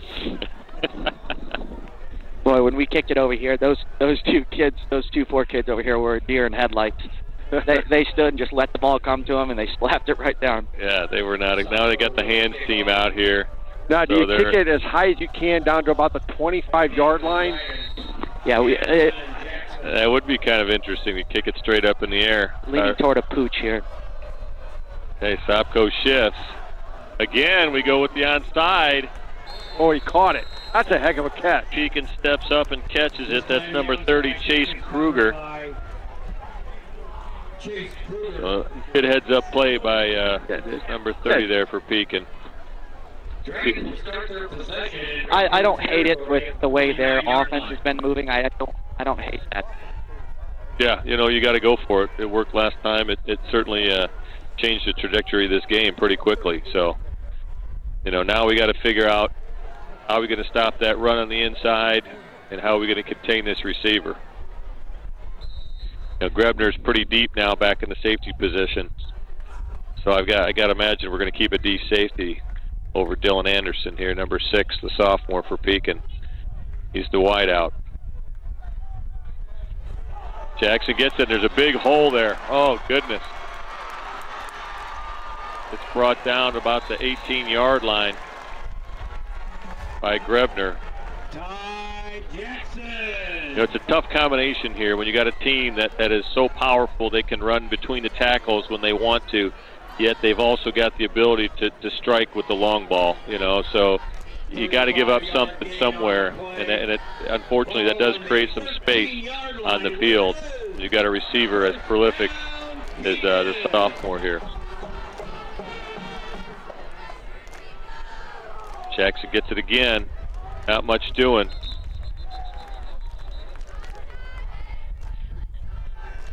Pretty good job by the Metamora defense on that play. Yep, that's number 77. Brendan Tabor on the tackle. Did a nice job driving him back.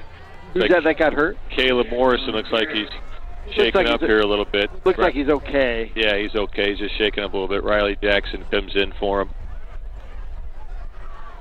He's had a little bit of a pile there.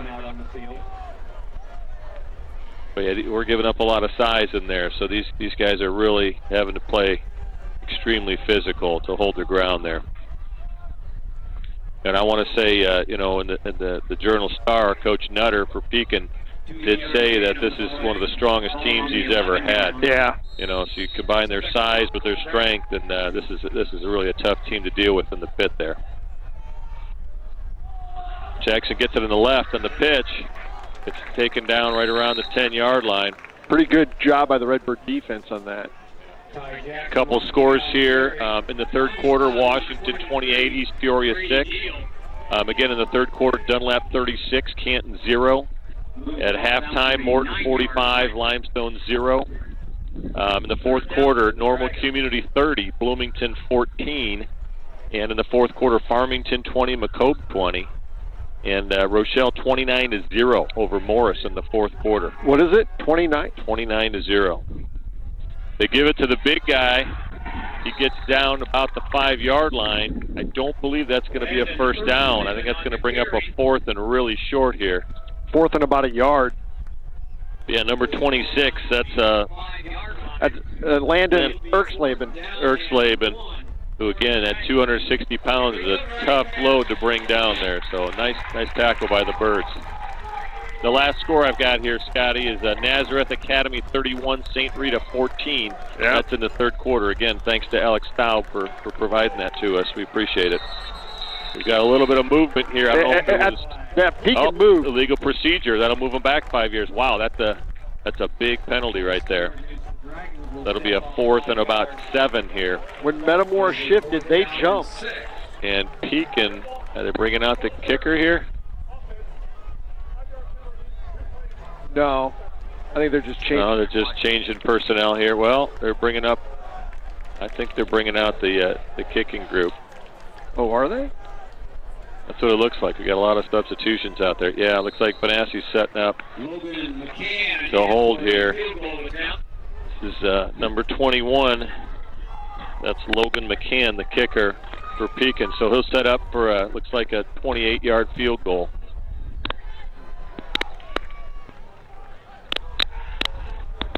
Kicker's down and no good.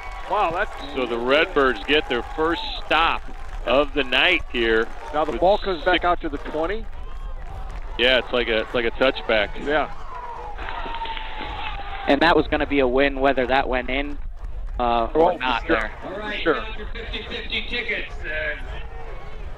Winning number has just been turned into me. It's worth $566. Well, with 6:03 to go here, the Redbirds will take over from their own 20-yard line, down 13 in the third quarter. Be nice to see us put something together here, Scotty. Bring us to a one-score game. Boy, wouldn't that be something? Baby steps sometimes, right? Baby steps. We'll take it. Cranford's in the backfield with Grebner to start off here. Ball is set up for the 20-yard line. It'll be first and 10 for the Redbirds.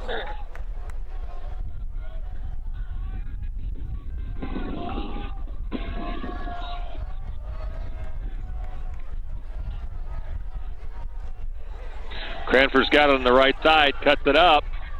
I think he gets a few. Well, he's out over the 25-yard line, pickup of almost 6 yards on first down. Here he just glides out there. Number 19, Peyton Bridgman. Nice play on first down. Brings up a 2nd and 4. That's what they used to say about Tom Hagen. He just kind of glide and then lower the shoulder, square to the line of scrimmage, and then just plow people. Smooth as silk. Silky smooth Tom Hagen. Yeah. Why he's the GOAT.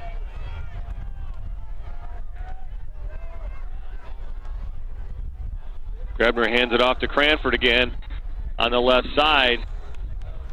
Maybe gets a couple. Yeah, it's going to bring up a 3rd and about 3. Yeah, maybe just got one there.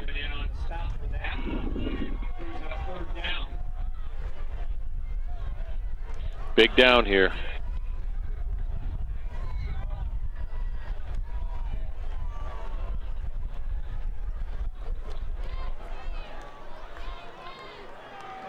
Branford again in the backfield with Grebner.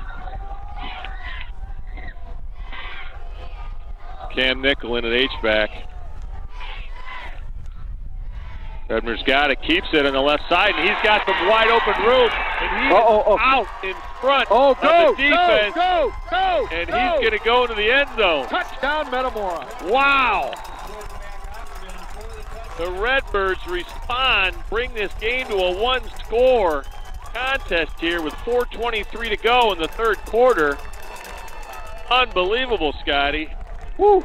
Unbelievable. Love it. I mean, you couldn't script it any better than this. This is exactly what we talked about happening. Tommy Sopko comes in because now really now you just have to kick field goal. Makes it. Yeah, just get the extra point, and you know, that brings it to a 6-point game.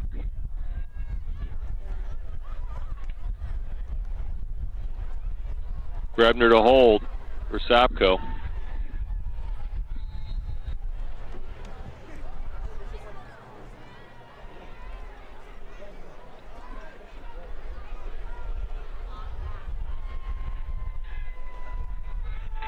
Kick is good.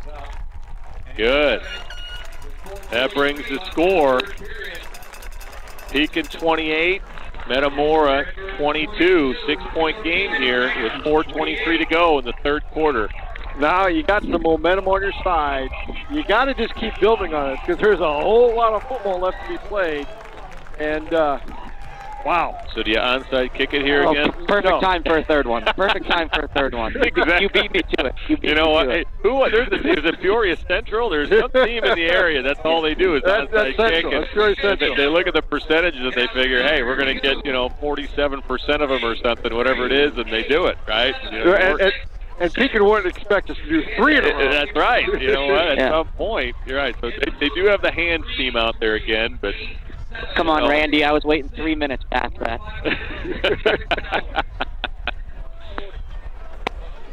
Got to keep it interesting, you know?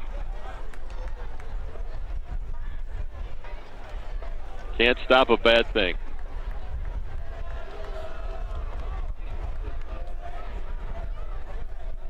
Does Pekin have to be a little shell-shocked right now? Yeah, it's gotten a little quiet over there on their side. I mean, they still have a 6-point lead, but we certainly have some momentum here. So I think they kind of came out with the mindset, hey, we score here, it's over. And yeah. Boom was shocked by an onside kick, and all of a sudden they're up by 6. Yeah. And they're a score away from arguably putting the game away. For sure. We talked about whether or not, Oh, little dribbler. And Sopko might have it. And Sopko's got it! Wow! Got it!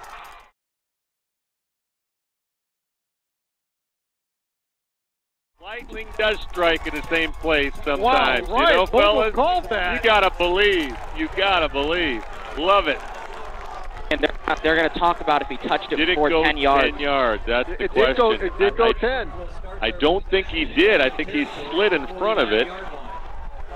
And so there would be a flag for illegal touching. I don't think they can retroactively do this. Yeah, so nobody saw it. But at the time, they would have thrown a flag for illegal touching prior to 10 yards. So, Sopko did a nice job sliding in front of the ball, kind of clearing some space, and then recovering it. Wow. And I'm going to say, as a former kicker, that is a dream play. I mean, I think Pat McAfee did that one time for the Colts, and you saw that, and every kicker in the world was like, oh my gosh, I can't wait to do that. That is outstanding. I love it. That was fantastic. Ryan, did you ever pull off anything like that back in the day? Actually, no, I'm getting trash talked by the coaches. They're saying I would have never done that. After we got the first one, they're like, you would have never done that. It's like, love it. Branford in the backfield. Grebner keeps it on the right side. Got a little bit of room. Down to the 5. Grebner on the quarterback option. Wow.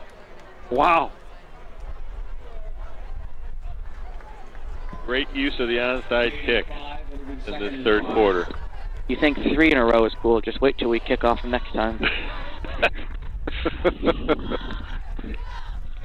Well, you know, Sopko's pretty versatile. You know, I've seen him put it out of the end zone this year. I've seen him pooch kick the ball, you know, in precise places. Now I've seen that. I think I've seen it all from him. You know, outstanding. I think we've got an all-conference kicker on our hands here. Him or the guy from Washington? Well, yeah, that guy's pretty impressive. Grebner back to pass. He's looking long for Frederick. Frederick goes up. Ball gets knocked away. Pass incomplete on the coverage. Alexander Holmes breaking up the pass play. You know, I like the call. I do too. You know, that just keeps the defense honest.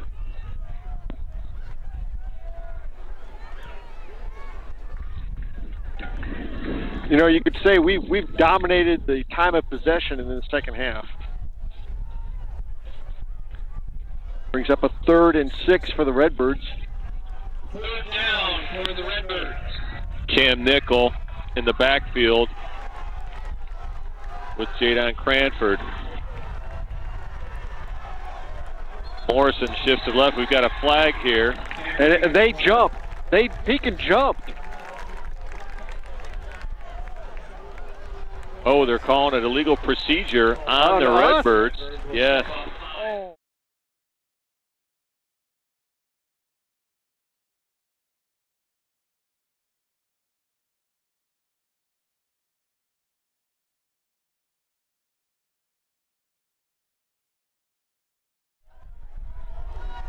That brings up a 3rd and 10 for the Birds here. They're right at midfield. So again, Cranford and Nickel in the backfield with Grebner. Morrison on the right side. Frederick split out wide on the right. Riley Jackson, the tight end, shifts to the right side. Cranford gets it on the right side. Feet are moving, and he's got the first down. Wow! He just slid through a crease there. I mean, I think he was running sideways most of that carry. What an athletic play by Jadon Cranford. A lot like Alex Staub. 35-yard line, 1st and 10. Birds get right up to the line here.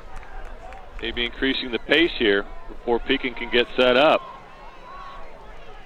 Again, Nickel and Cranford in the backfield. Cranford gets to get in the left side. He's got some room inside, and he breaks free. He could go! And he finds Painter.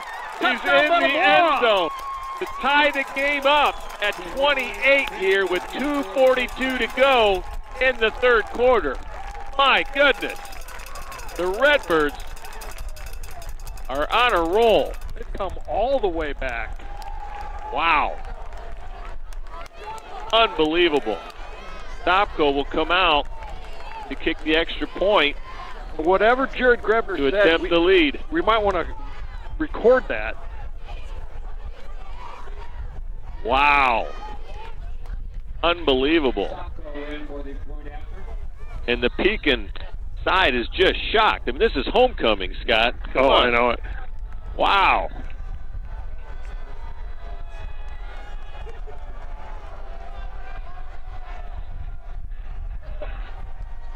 Kick is up, and it's good. Redbirds lead.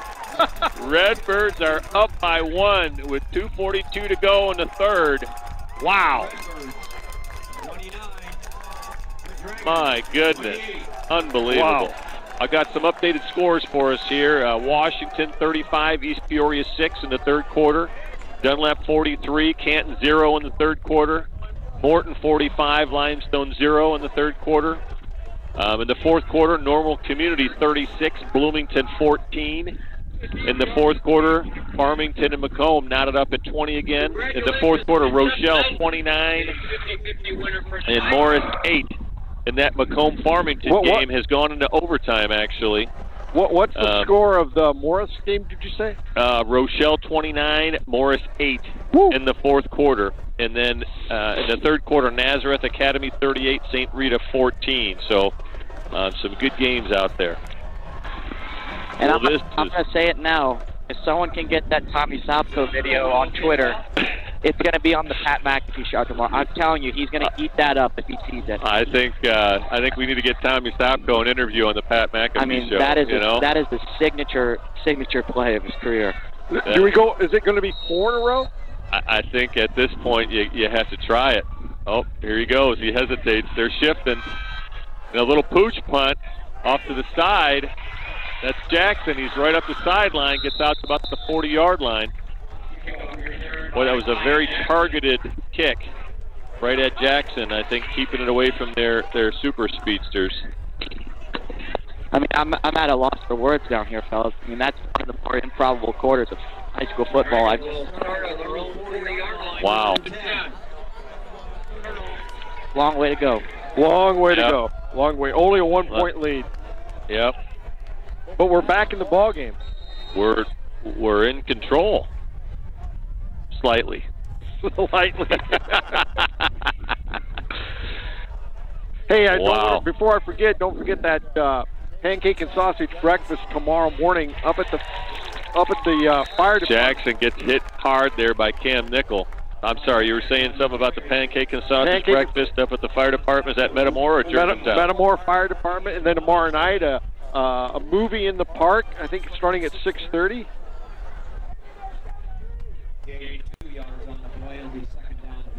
And is that at the square, or where's that at? The movie's tomorrow night on the square in the park. On the square, okay.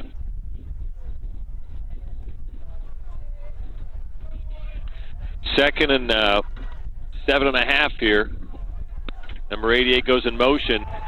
Jackson gets it back on the left side, and Cranford just drives him out of bounds.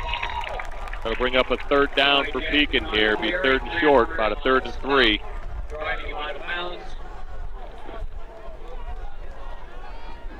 Momentum and pressure is a funny thing in sports.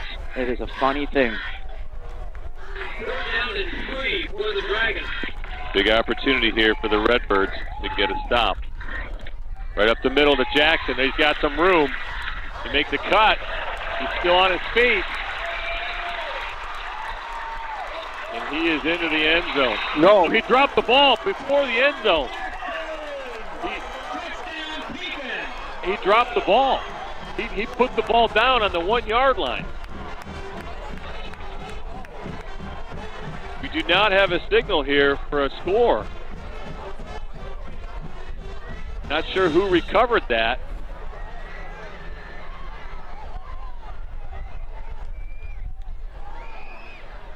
Looks like maybe Pekin jumped on it, but he set the ball down before crossing the plane.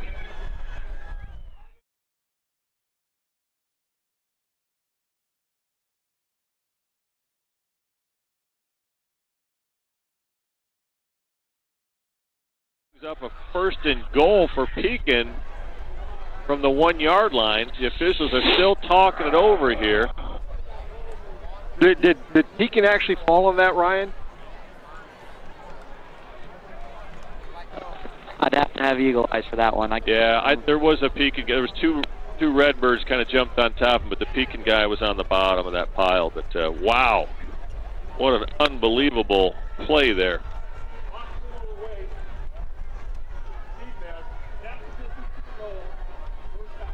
What was the penalty? Something about block below the waist. Block below the waist. By the defense? By the defense? That's strange. Okay, so it's 1st and goal from the 1-foot line. They've got the big boy in there. Okay, and that's kind of a fumble-rooski play there. I think the center fumbled it and tried to take it in. Was there flags? Yeah, I think that's an illegal snap or something. It looked like there was communication on the snap count there. This the second time that's happened. I think it's coming back 5 yards. Show him. Show him. Yeah. So a quick update here on scores in overtime. Farmington beats Macomb 26-20. Woo! So what a game. So now Pekin's got a 1st down from the 5.5-yard line. 1st and goal. 1st down and goal from the 6.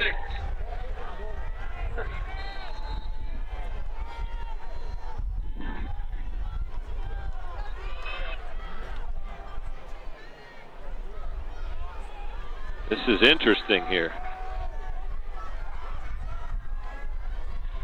Benassi hands it off to Jackson, who gets hit immediately for a loss. We've got a lot of activity out on the other side. Jackson being brought down on the play by number 44. Lost about a half a yard on that play. Kind of starting to get those late game moments. It's like hopefully we need the ball last. Yeah. Yeah, this is crazy. Second and goal for Benassi back to throw, puts it up in the corner. They think he's out of bounds. Out of bounds. They're signaling out of bounds. Brings up a third down. The white hat signaled touchdown. The closest referee did not make a signal. Now they're discussing it. I didn't have a good look at that. Was he inbounds?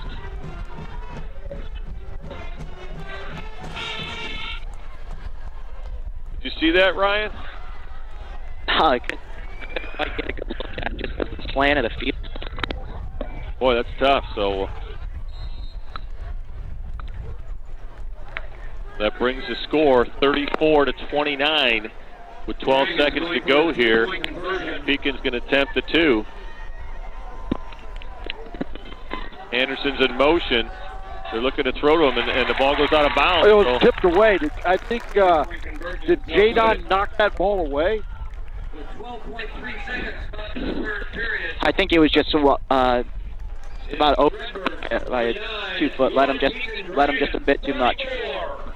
Yeah, I think it's just maybe he was rolling to his right pretty hard, and we had a few guys over there in coverage. I just don't think he could fit it in there. But here's the good news: we're back on offense. Yeah. Absolutely, and now do they only down by 5? Do they try an onside kick? I don't. The way our offense is rolling, I'm not sure they can afford that. Yeah, I don't know that they would want to do that. But 12 seconds to go in the third quarter. It's a ball game. It really starts looking like a pure high game because then the winning team would be doing it onside kick. Wow. Logan McCann will kick off.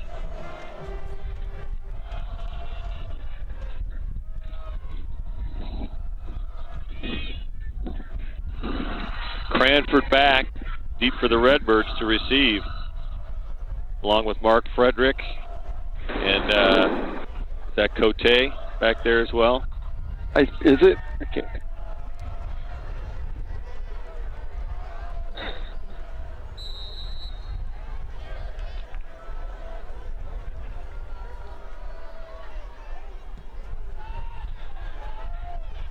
He blasted out of the end zone. Yeah. Oh.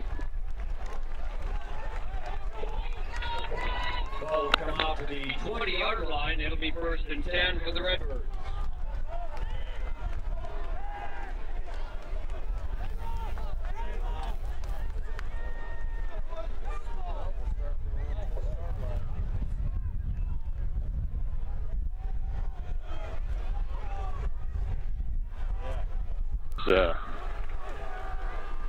Getting to be a nail biter. Evan Kyle will start in the backfield with Grebner. Cote split out left. Frederick split out right. Grebner gives it to Kyle on the left side. Gets a couple. Number 6, Evan Kyle on the carry. Pickup of what? Maybe 1 out at the end of the third quarter. Third period with the Redbirds 29, your Pekin Dragons 24. Got a barn burner here, Scotty. Take a minute to pay some bills here. Commerce Bank is proud to support the Metamora Redbirds. From setting short-term goals to planning for your future, it matters to you, it matters to us. Commerce Bank, member FDIC. Goodfield State Bank, good enough to serve you, small enough to know you. Goodfield State Bank, a true community bank.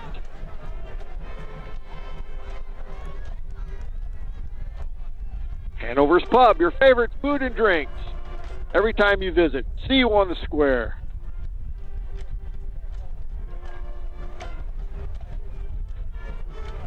Mason Funeral Homes, proud supporter of the Metamora Redbirds.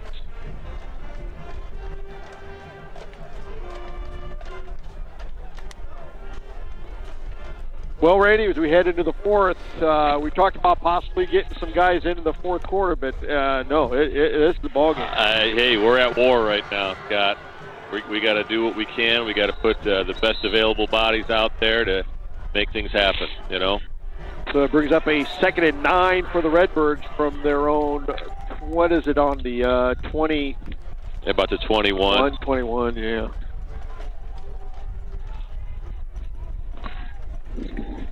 Evan Kyle, the lone back out there. Grebner. Metamora set up, trips right.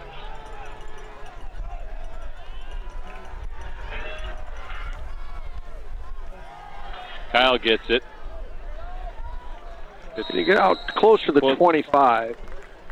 About the 24. Oh, they're going to say, not quite to the 25-yard line. So we got about 3rd and about 6. Gary in on the stop. Blake Snicker brings up 3rd down and 5. Big 3rd down here. Nice to see us convert this, and they slipped the field.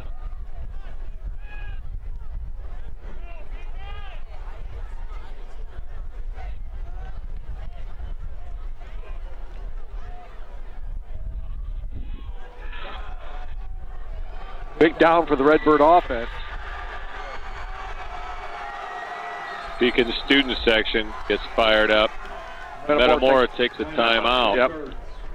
A couple updated scores here for you, Scott. I've got Washington 35, East Peoria 6 in the 3rd quarter. Dunlap 43, Canton 6 in the 4th quarter. Morton 51, Limestone 0 in the 4th quarter. Normal Community in Bloomington knotted up at 14 in the 4th quarter.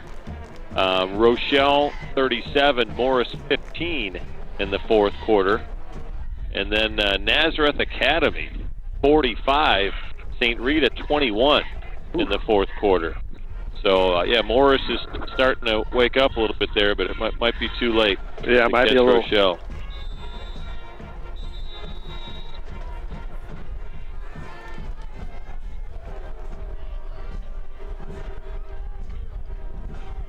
Well, maybe Coach saw something out there he didn't like, with the play call. Well, the guy was starting to count, so we were getting down to the play clock. So he called it out. Oh, I didn't see that. You're right. That's something you got to look out for here. So it's 3rd and 6 for the Redbirds.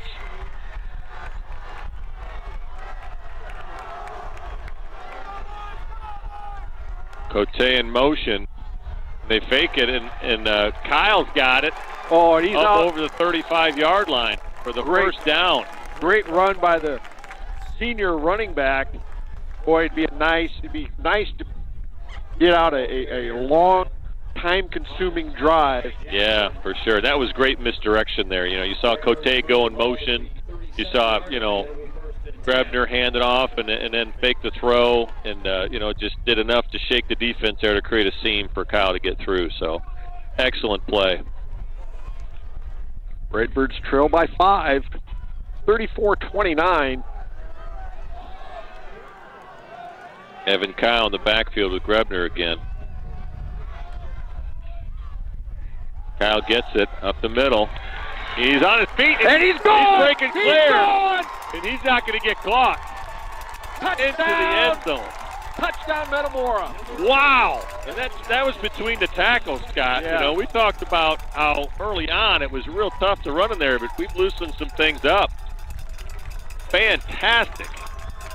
Redbirds take the 1-point lead here, 35-34 with 10:22 to go in the 4th. And they will set up.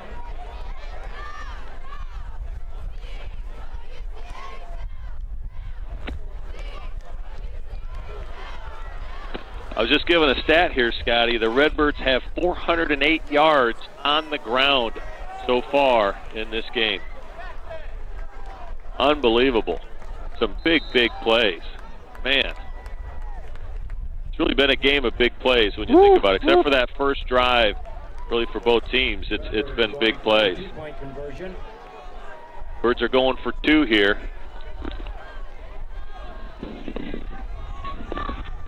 Evan Kyle in the backfield with Grebner.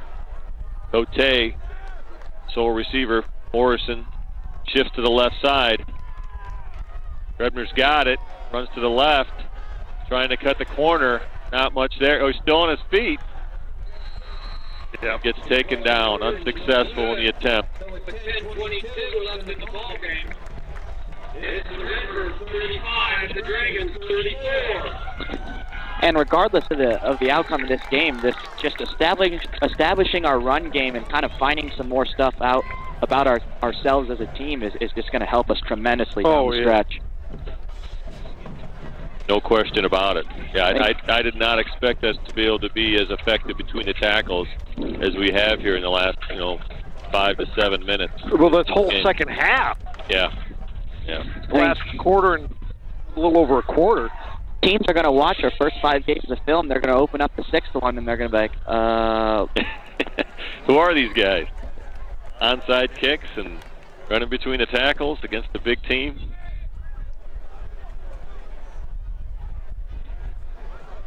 Good to see, Kyle's played quite a bit here, but Kyle did go out in that second quarter with an ankle injury, and good to see him come back. Yeah, he looked great on that play. That Dylan Anderson was trying to catch him there, and didn't make a whole lot of headway on him. No. Kyle is fast. I want to, I'm curious. Dylan, and he's got to be a track guy. Yeah, he is. I know, Evan Kyle was, I think, 3rd in the conference in the 100 last year. What did Dylan Anderson finish? Do you know? I'm not sure. He would have been a freshman. Yeah. Interesting. So it'll be interesting what we do here. What do you think, Ryan? What do we do here on this? Another onside kick? I'm going to put my money on onside kick. I'm gonna try and push it down to about the 10-yard line. Onside kicks minus 250 for the better, and it just hit. Oh. There's a pooch. Found a little space. Dylan Anderson's got it. Got a little crease. Gets out over midfield. That's a heck of a run back. Couple updated scores here. Washington 42, East Peoria 6 in the 4th quarter. Dunlap 43, Canton 6. That's a final score. Morton 51, Limestone 6 in the 4th quarter. Normal Community 44, Bloomington 14. That's a final score. And then Rochelle 37, Morris 15. That's a final score. And then Nazareth Academy 45-21 over St. Rita in the 4th. So a couple of those games finishing up. Well, Pekin starts in Metamora territory on the Metamora 48. Now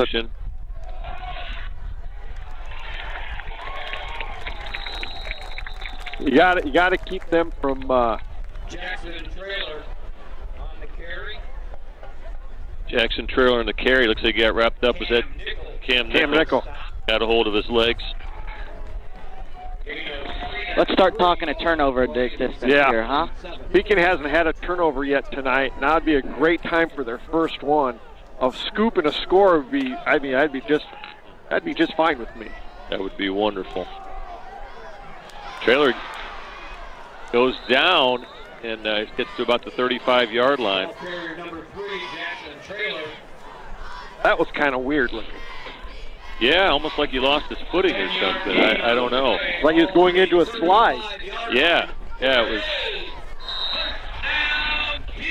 And this is a time where you don't mind Pekin running off a little time here. Yeah, that's there's Trailer again.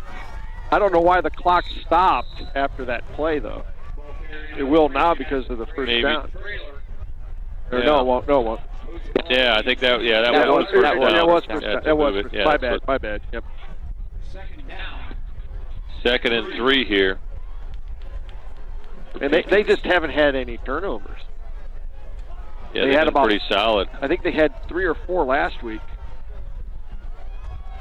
Trailer again. And I think he's got the first. Yeah, looks like he got a few there. Jackson Trailer. And Trailer almost runs cautious. You know, he's got both arms, you know, really holding that ball tight. And I think he's a little, almost like he's paranoid about that ball getting poked out. The first down for Pekin from the Metamora 25.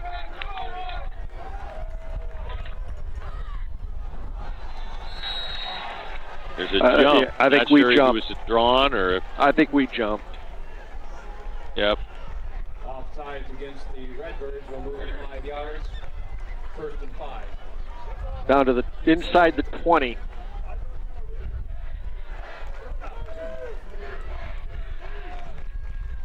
First and 5 for Pekin. Oh man, we just need a turnover, Randy. Fitz Jackson gets pulled down, looks like by Cam Nickel. Ty Jackson on the carry. Gets the first down. 8-yard gain on the play. Ball on the 12-yard line. Where it is. And Pekin.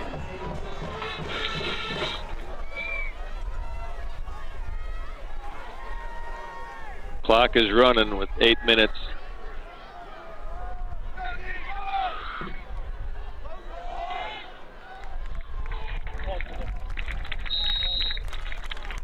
Jackson gets a couple. Moves the ball down to the 10-yard line. Makes it a second and about 9. It's like Kevin Barker on the stop there for the Birds.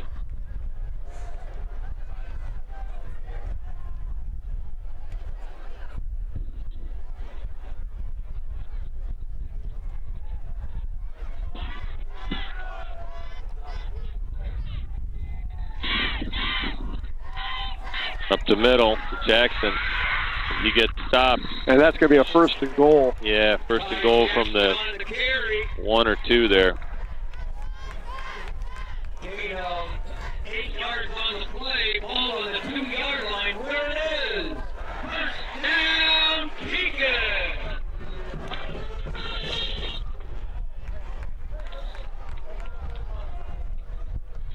Jackson gets it again, gets bottled up. And they call him in the end zone, so the ball must have broken the plane there. He was at the 1, wasn't he? Yeah. All right, I've got some final scores for you here, Scotty. Our last update.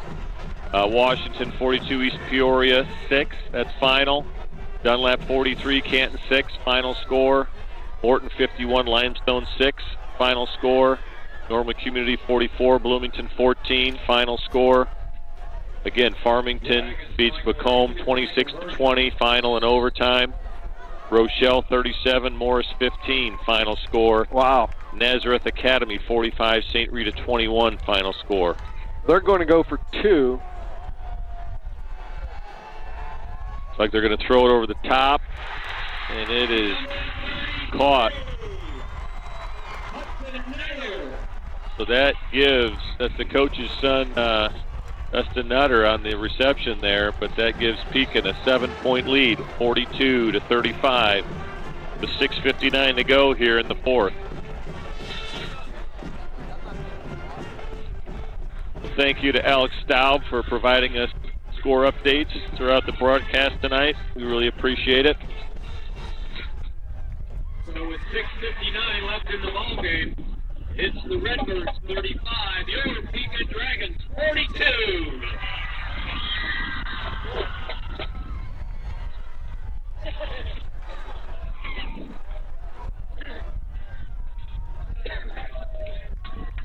Well, you really got to hand it to Jared Grabner, the coaching staff, and then the players for not giving up. I mean, they've stormed back. This game is going to be a fight to the end here. No question about it. Cranford takes the position as the deep man here.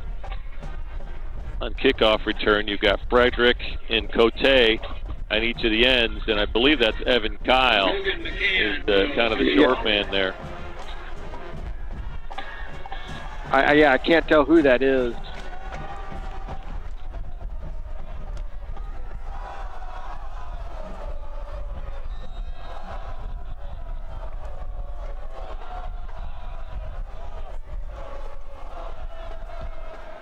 Pekin gives it a boot. Cranford's going to catch it at his own 10-yard line. He's got some room. Gets out about the 45-yard line. Boy, he made a guy miss down there at about the 25. If that didn't remind you of Tom Hagen, what would? That was a great move.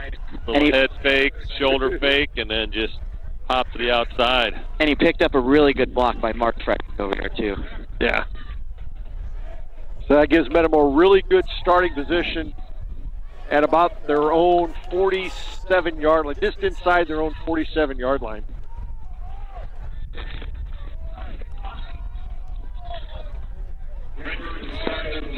Cam Nichols in the backfield with Cranford. Cote and Fredericks put out left.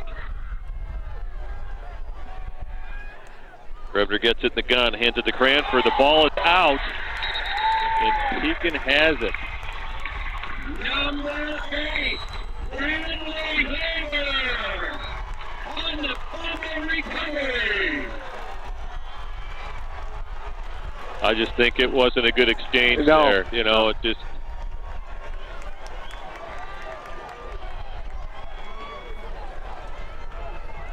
Well, you've got some adversity here. Got to find a way to get a stop and get the ball back. Yep. Ball is set at the 45-yard line for the Redbirds. Now they're gonna grind it out. They're gonna try and grind it out. Yeah.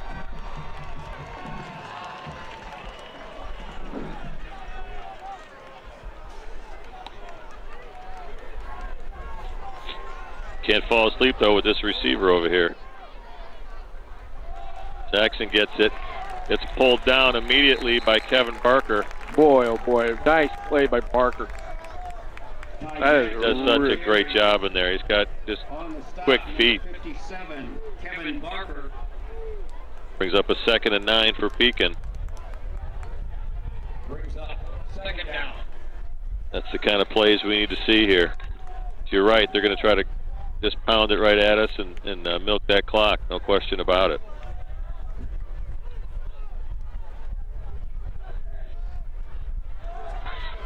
Jackson gets it again and again. Pick up of maybe another yard. Another yard. Looks like Brandon Tabor maybe on the stop there. Closing in on 6 minutes to go in the ball game. Get a stop here. They may want to punt, try and pin us deep. Very possible. Makes it a 3rd and 7. Big down for the Redbird defense. Yeah, you get a stop here. They've got to think about it.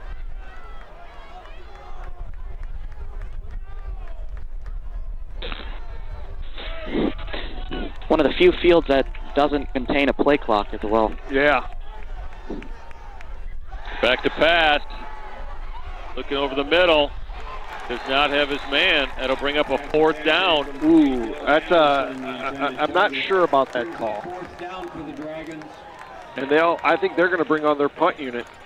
That might be the second pass play they missed all night. I mean, the 2-point conversion and that pass play. So, they've had a high percentage of completion. So, And it looked like Anderson was getting ready to make another turn, but the odd thing was it wasn't till 15, 20 yards down the field, but at the same time, it looked like the QB was fully expecting it. So, is that Cranford back deep? That looks like Grebner. Avery Grebner. Oh, it is Grebner. It is Grebner. Kick goes to the right side and rolls out of bounds. Right about the 22-yard line, maybe. Well, that's a victory for the defense. That's there. a great job by the defense. Yeah. That's their first time they've had to punt all night. The defensive line came up with some big stops there. It's 5:13 to go in the ball game, and you've given yourself a chance. Yes, absolutely.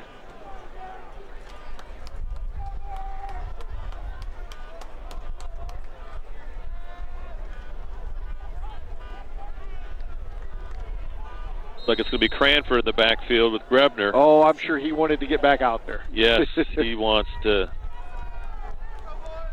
get after it here, no question about it. Cranford gets it up the middle. Got some room. got a couple blockers. He just stiff-armed somebody on their back.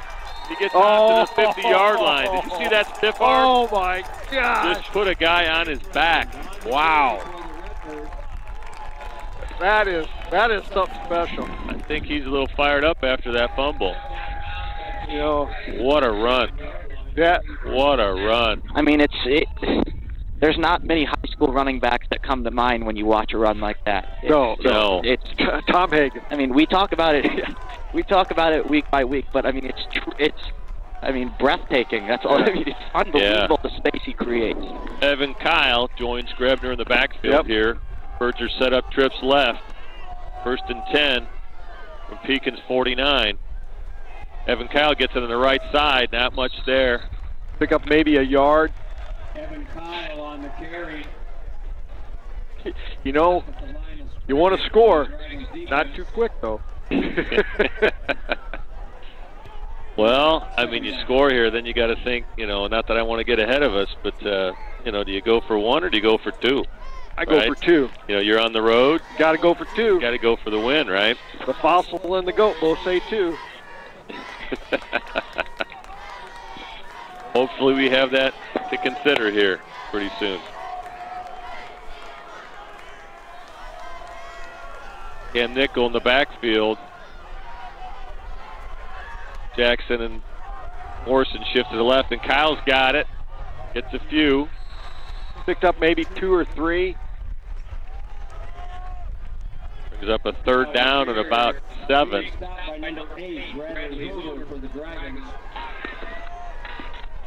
Big down here for the Birds, although you're probably in 4-down territory here. Absolutely. You're not going to see a punter the rest of the game.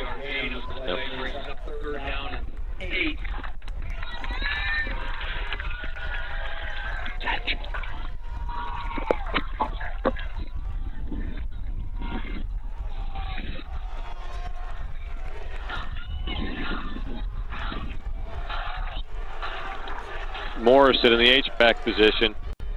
Grebner in the shotgun. Keeps it on the right side. Not much there. It's dropped for a loss back to the original line of scrimmage. This is the ball game, Randy. So brings up a 4th and, looks like 9. They gave him a little forward progress there. So here it is. You're right. 3 minutes on the clock. It's time to make a play. Correction, number 26, Landon Kirkslavin on that stop.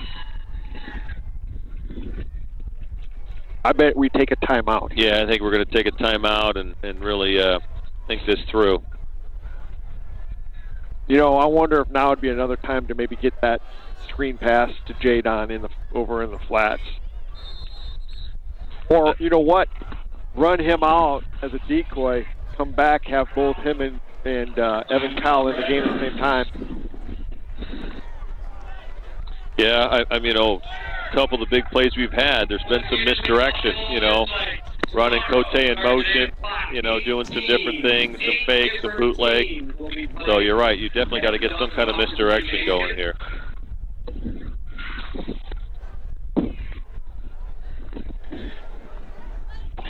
And you have to believe with us letting some clock run out there, we're not too interested in overtime here. So if this timeout letting some clock run, you got to think that we'd probably be going for 2 when we get down there. Yeah, for sure. Especially with our lack of personnel, overtime's not something you need. No. Yeah. And that overtime is right in, it's kind of what Pekin is built for. They're big linemen. You're starting at the 10. Yeah, that put our back up against the wall a little bit. Jadon coming back into the game. Jadon's in the backfield. Cam Nickel. Maybe now it's a pass to Nickel. A pass to Nickel. Maybe a double handoff. Yeah, I don't know about that. We're, with the 2 wingbacks that works, but Jadon's deep. And the ball is out. It didn't really matter. I think they were going to hand that ball off to Nickel, going off the left side. Ball recovered by Bradley Hoover. Pekin takes over. 2:24 on the clock here in the fourth quarter.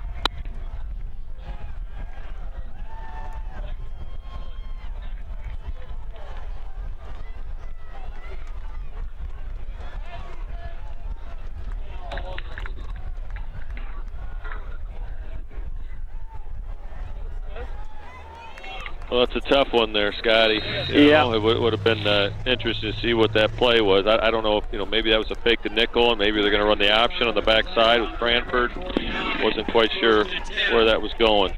I think that was going to be an option on the backside of Cranford. I ended up taking a video, and that's exactly what it looked like. Either an option or some type of screen pass to Cranford. There's the big boy, 260-pound. And just has his will, drags guys forward for 5 yards there, maybe 6. 6-yard gain on the play, ball on the 43-yard line.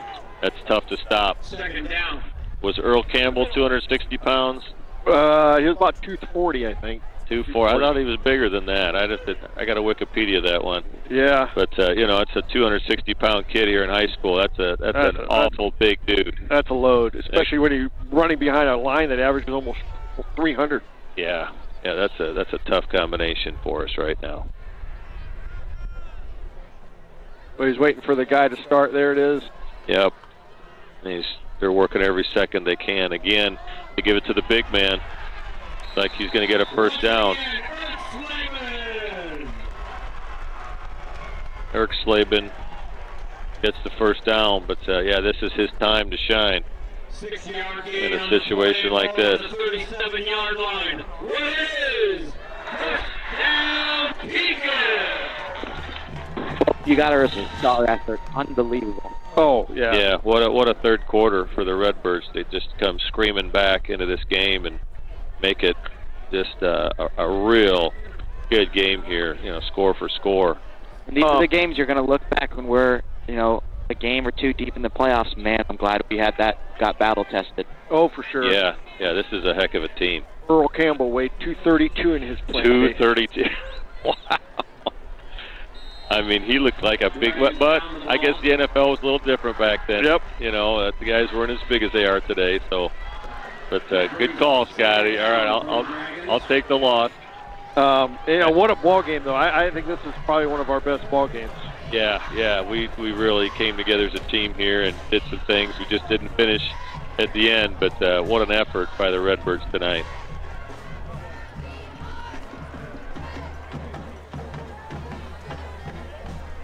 Pekin's in victory formation here.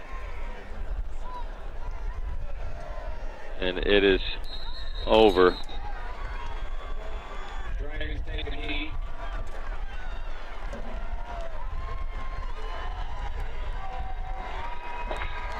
Well, the Redbirds go down to Pekin here at their homecoming, 42-35. Great effort. Yeah, both great teams here tonight. Yeah, you got two good football teams on the field here tonight. Both teams are going to make the playoffs. And, I think both teams are going to win some postseason games. Yeah. Why don't we take a break? When we come back, we'll chat with I'm sure a pretty happy Coach Avery, or Coach Jared Grebner. Heck of a comeback. That was pretty exciting. Germantown Grill, where our staff loves the game as much as you do. Football, basketball, baseball, whatever your sport, we'll be cheering right along as we serve up your hometown favorites. We've got everything you need to celebrate the wins. Food and flavors to satisfy any craving. Plus, the best private gaming around, powered by Gold Rush Gaming, the gold standard in video gaming. Only at Germantown Grill in Germantown Hills.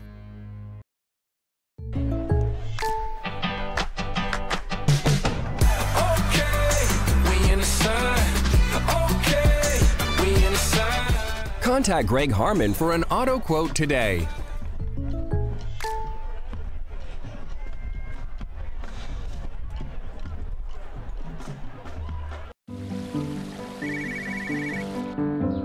Hi, Tom. Hey. How's the college visit? You remembered. It's good. Does it make the short list? Yeah, I'm afraid so. Knowing our clients personally is what we do. It's okay. This is what we've been planning for. And with over 13,000 financial advisors, we do it a lot. It's why Edward Jones is the big company that doesn't act that way. For financial strategies and one-on-one advice, contact Kevin Kyle. Both of my children have really enjoyed Dr. Frenette. She's epic with our kids. She works so well, making them feel comfortable, making the treatments fun, because fears can be a big deal. If you haven't tried chiropractic, call us at Kaufman Wellness Center. I'm actually 49 years old and I'm in the best shape I've ever been in. What I like about Kaufman is the communication is excellent. It's always very easy to get in. They had a huge impact on how fast I was able to reach my fitness goal. Martin's sign service team, led by third-generation sign installer Andrew Martin, is excited for another year of serving as Central Illinois' premier full-service sign company. Not only are we a proud authorized Watchfire digital message sign dealer, but we can custom design and fabricate a brand new sign to your specifications, as well as repair and upgrade your existing signage. Remember, you only have one chance to make a good first impression. Call Martin Sign Service today for a free quote. 101. You can do it. 100. You can do it. We're not going to give up. We're never until we're strong and mighty and tough. These weights are going to be heavy, like a heavy job. So you're going to need to bring your muscles with you. Got it? Now let's get lifting some weights. Come on.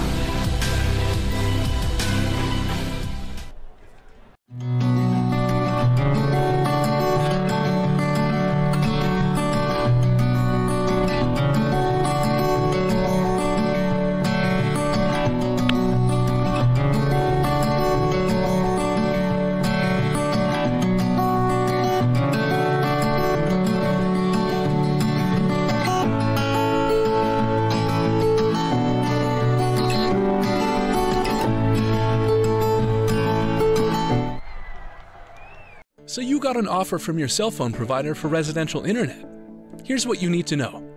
If you want fast, reliable internet, you need fiber.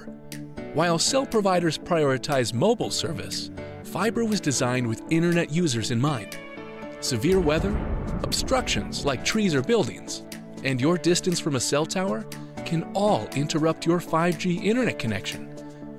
And to make matters worse, cellular companies often reduce the speed and quality of their internet services through throttling and data caps to manage increased demand at peak usage hours. So when your neighbors are at home and online, you'll often experience slowdowns. And the more people who sign up for residential internet with their cell provider, the worse the experience will become, because cell companies can't scale up bandwidth to meet the demand. A dedicated fiber line, on the other hand, has no caps, no competition for data, and all the bandwidth you need for now and for years to come. Fiber utilizes fiber optic cable to create a designated line that's hardwired straight into your walls, so you don't have to share bandwidth with your neighbors. We know home internet is too important to only work some of the time, which is why we've built the fastest, most reliable network around. Contact us today to get connected. What sets Snyder Village apart from other retirement living options? With a campus of over 40 acres, Snyder Village is a life plan community, offering several levels of care at one convenient location. From independent living to assisted living to skilled nursing, you're sure to find what you're looking for. Snyder Village is a faith-based community, providing for the physical, emotional, and spiritual needs of others. As a nonprofit organization, Snyder Village offers a local touch. Come see why people call Snyder Village home. Visit SnyderVillage.com.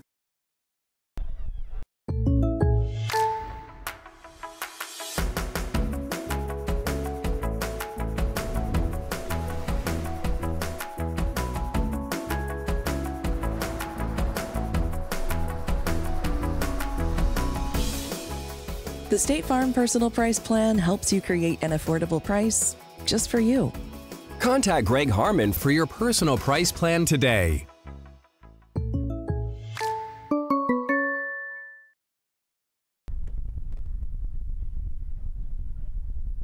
Germantown Grill, where our staff loves the game as much as you do. Football, basketball, baseball, whatever your sport, we'll be cheering right along as we serve up your hometown favorites.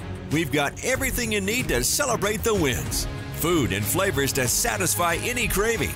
Plus, the best private gaming around, powered by Gold Rush Gaming, the gold standard in video gaming. Only at Germantown Grill in Germantown Hills. Avery, nice game. A lot of guts. A lot of guts.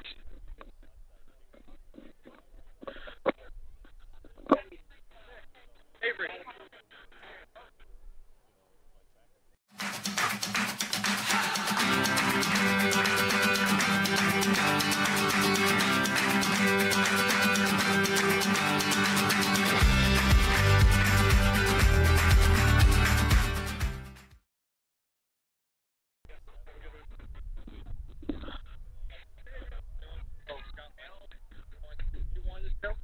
What?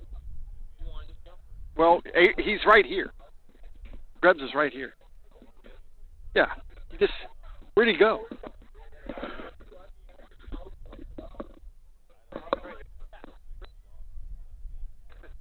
I didn't know. I figured you. Oh, no, we're right here.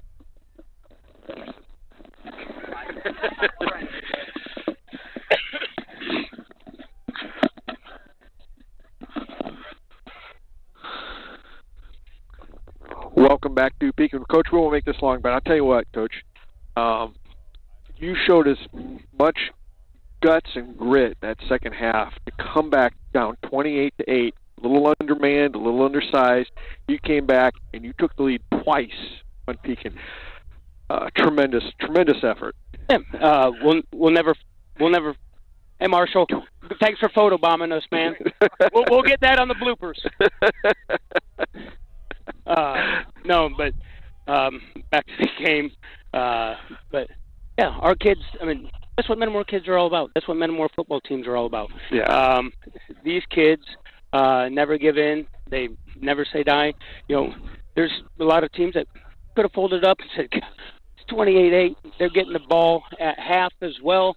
You know, they could very well make it. You know, 35-8 and. You know, because we were having a hard time stopping them. I mean, they were big up front. They had a nice rushing attack, and then they'd hurt you in the perimeter with the passing game. Yeah. So you had to take a little bit of chances, and you know, I don't know if there's much of a difference of them driving 70 yards on us or 50 yards. Yeah. So you gotta take some chances. But hats off to Pekin. They played a good game. We didn't quite play just good enough. You know, we had moments. There were sparks out there where you could see, that flame getting ready to take off, but couldn't quite get there and get over the hump. But these kids, they've worked too hard to, pack it in at halftime or anything like that. And the harder you work, the harder it is to give up, and they showed just that. And so I'm proud of how they fought back. They stuck together as a team, and that's just what Metamora football teams do. And, it's something that will carry us into the future games and hopefully into the playoffs as well. And, when things get going tough, that these kids have it down deep. Coach, I thought your son Avery, Jadon Cranford, Devin Kyle, and then your offensive line, I thought offensively those guys just played outstanding tonight. They put you in a position to win. Mm-hmm. They all played their tails off. On the offense, we had some negative plays, but we were able to roll off some chunk plays as well. And that's just the type of explosive kids that we have. And our offense, they got us back into this game along with special teams with Tommy. Yeah. Those guys just started carrying us, and they got us some momentum. And so I'm proud of those guys up front. They were able to make some seams. Our backs were able to find some seams, and when they were in the open field, they really got after it, and they were able to make some things happen. You had, 3 onside kicks. Have you ever had another kicker that could have done that? What was that? You had 3 onside kicks that you recovered.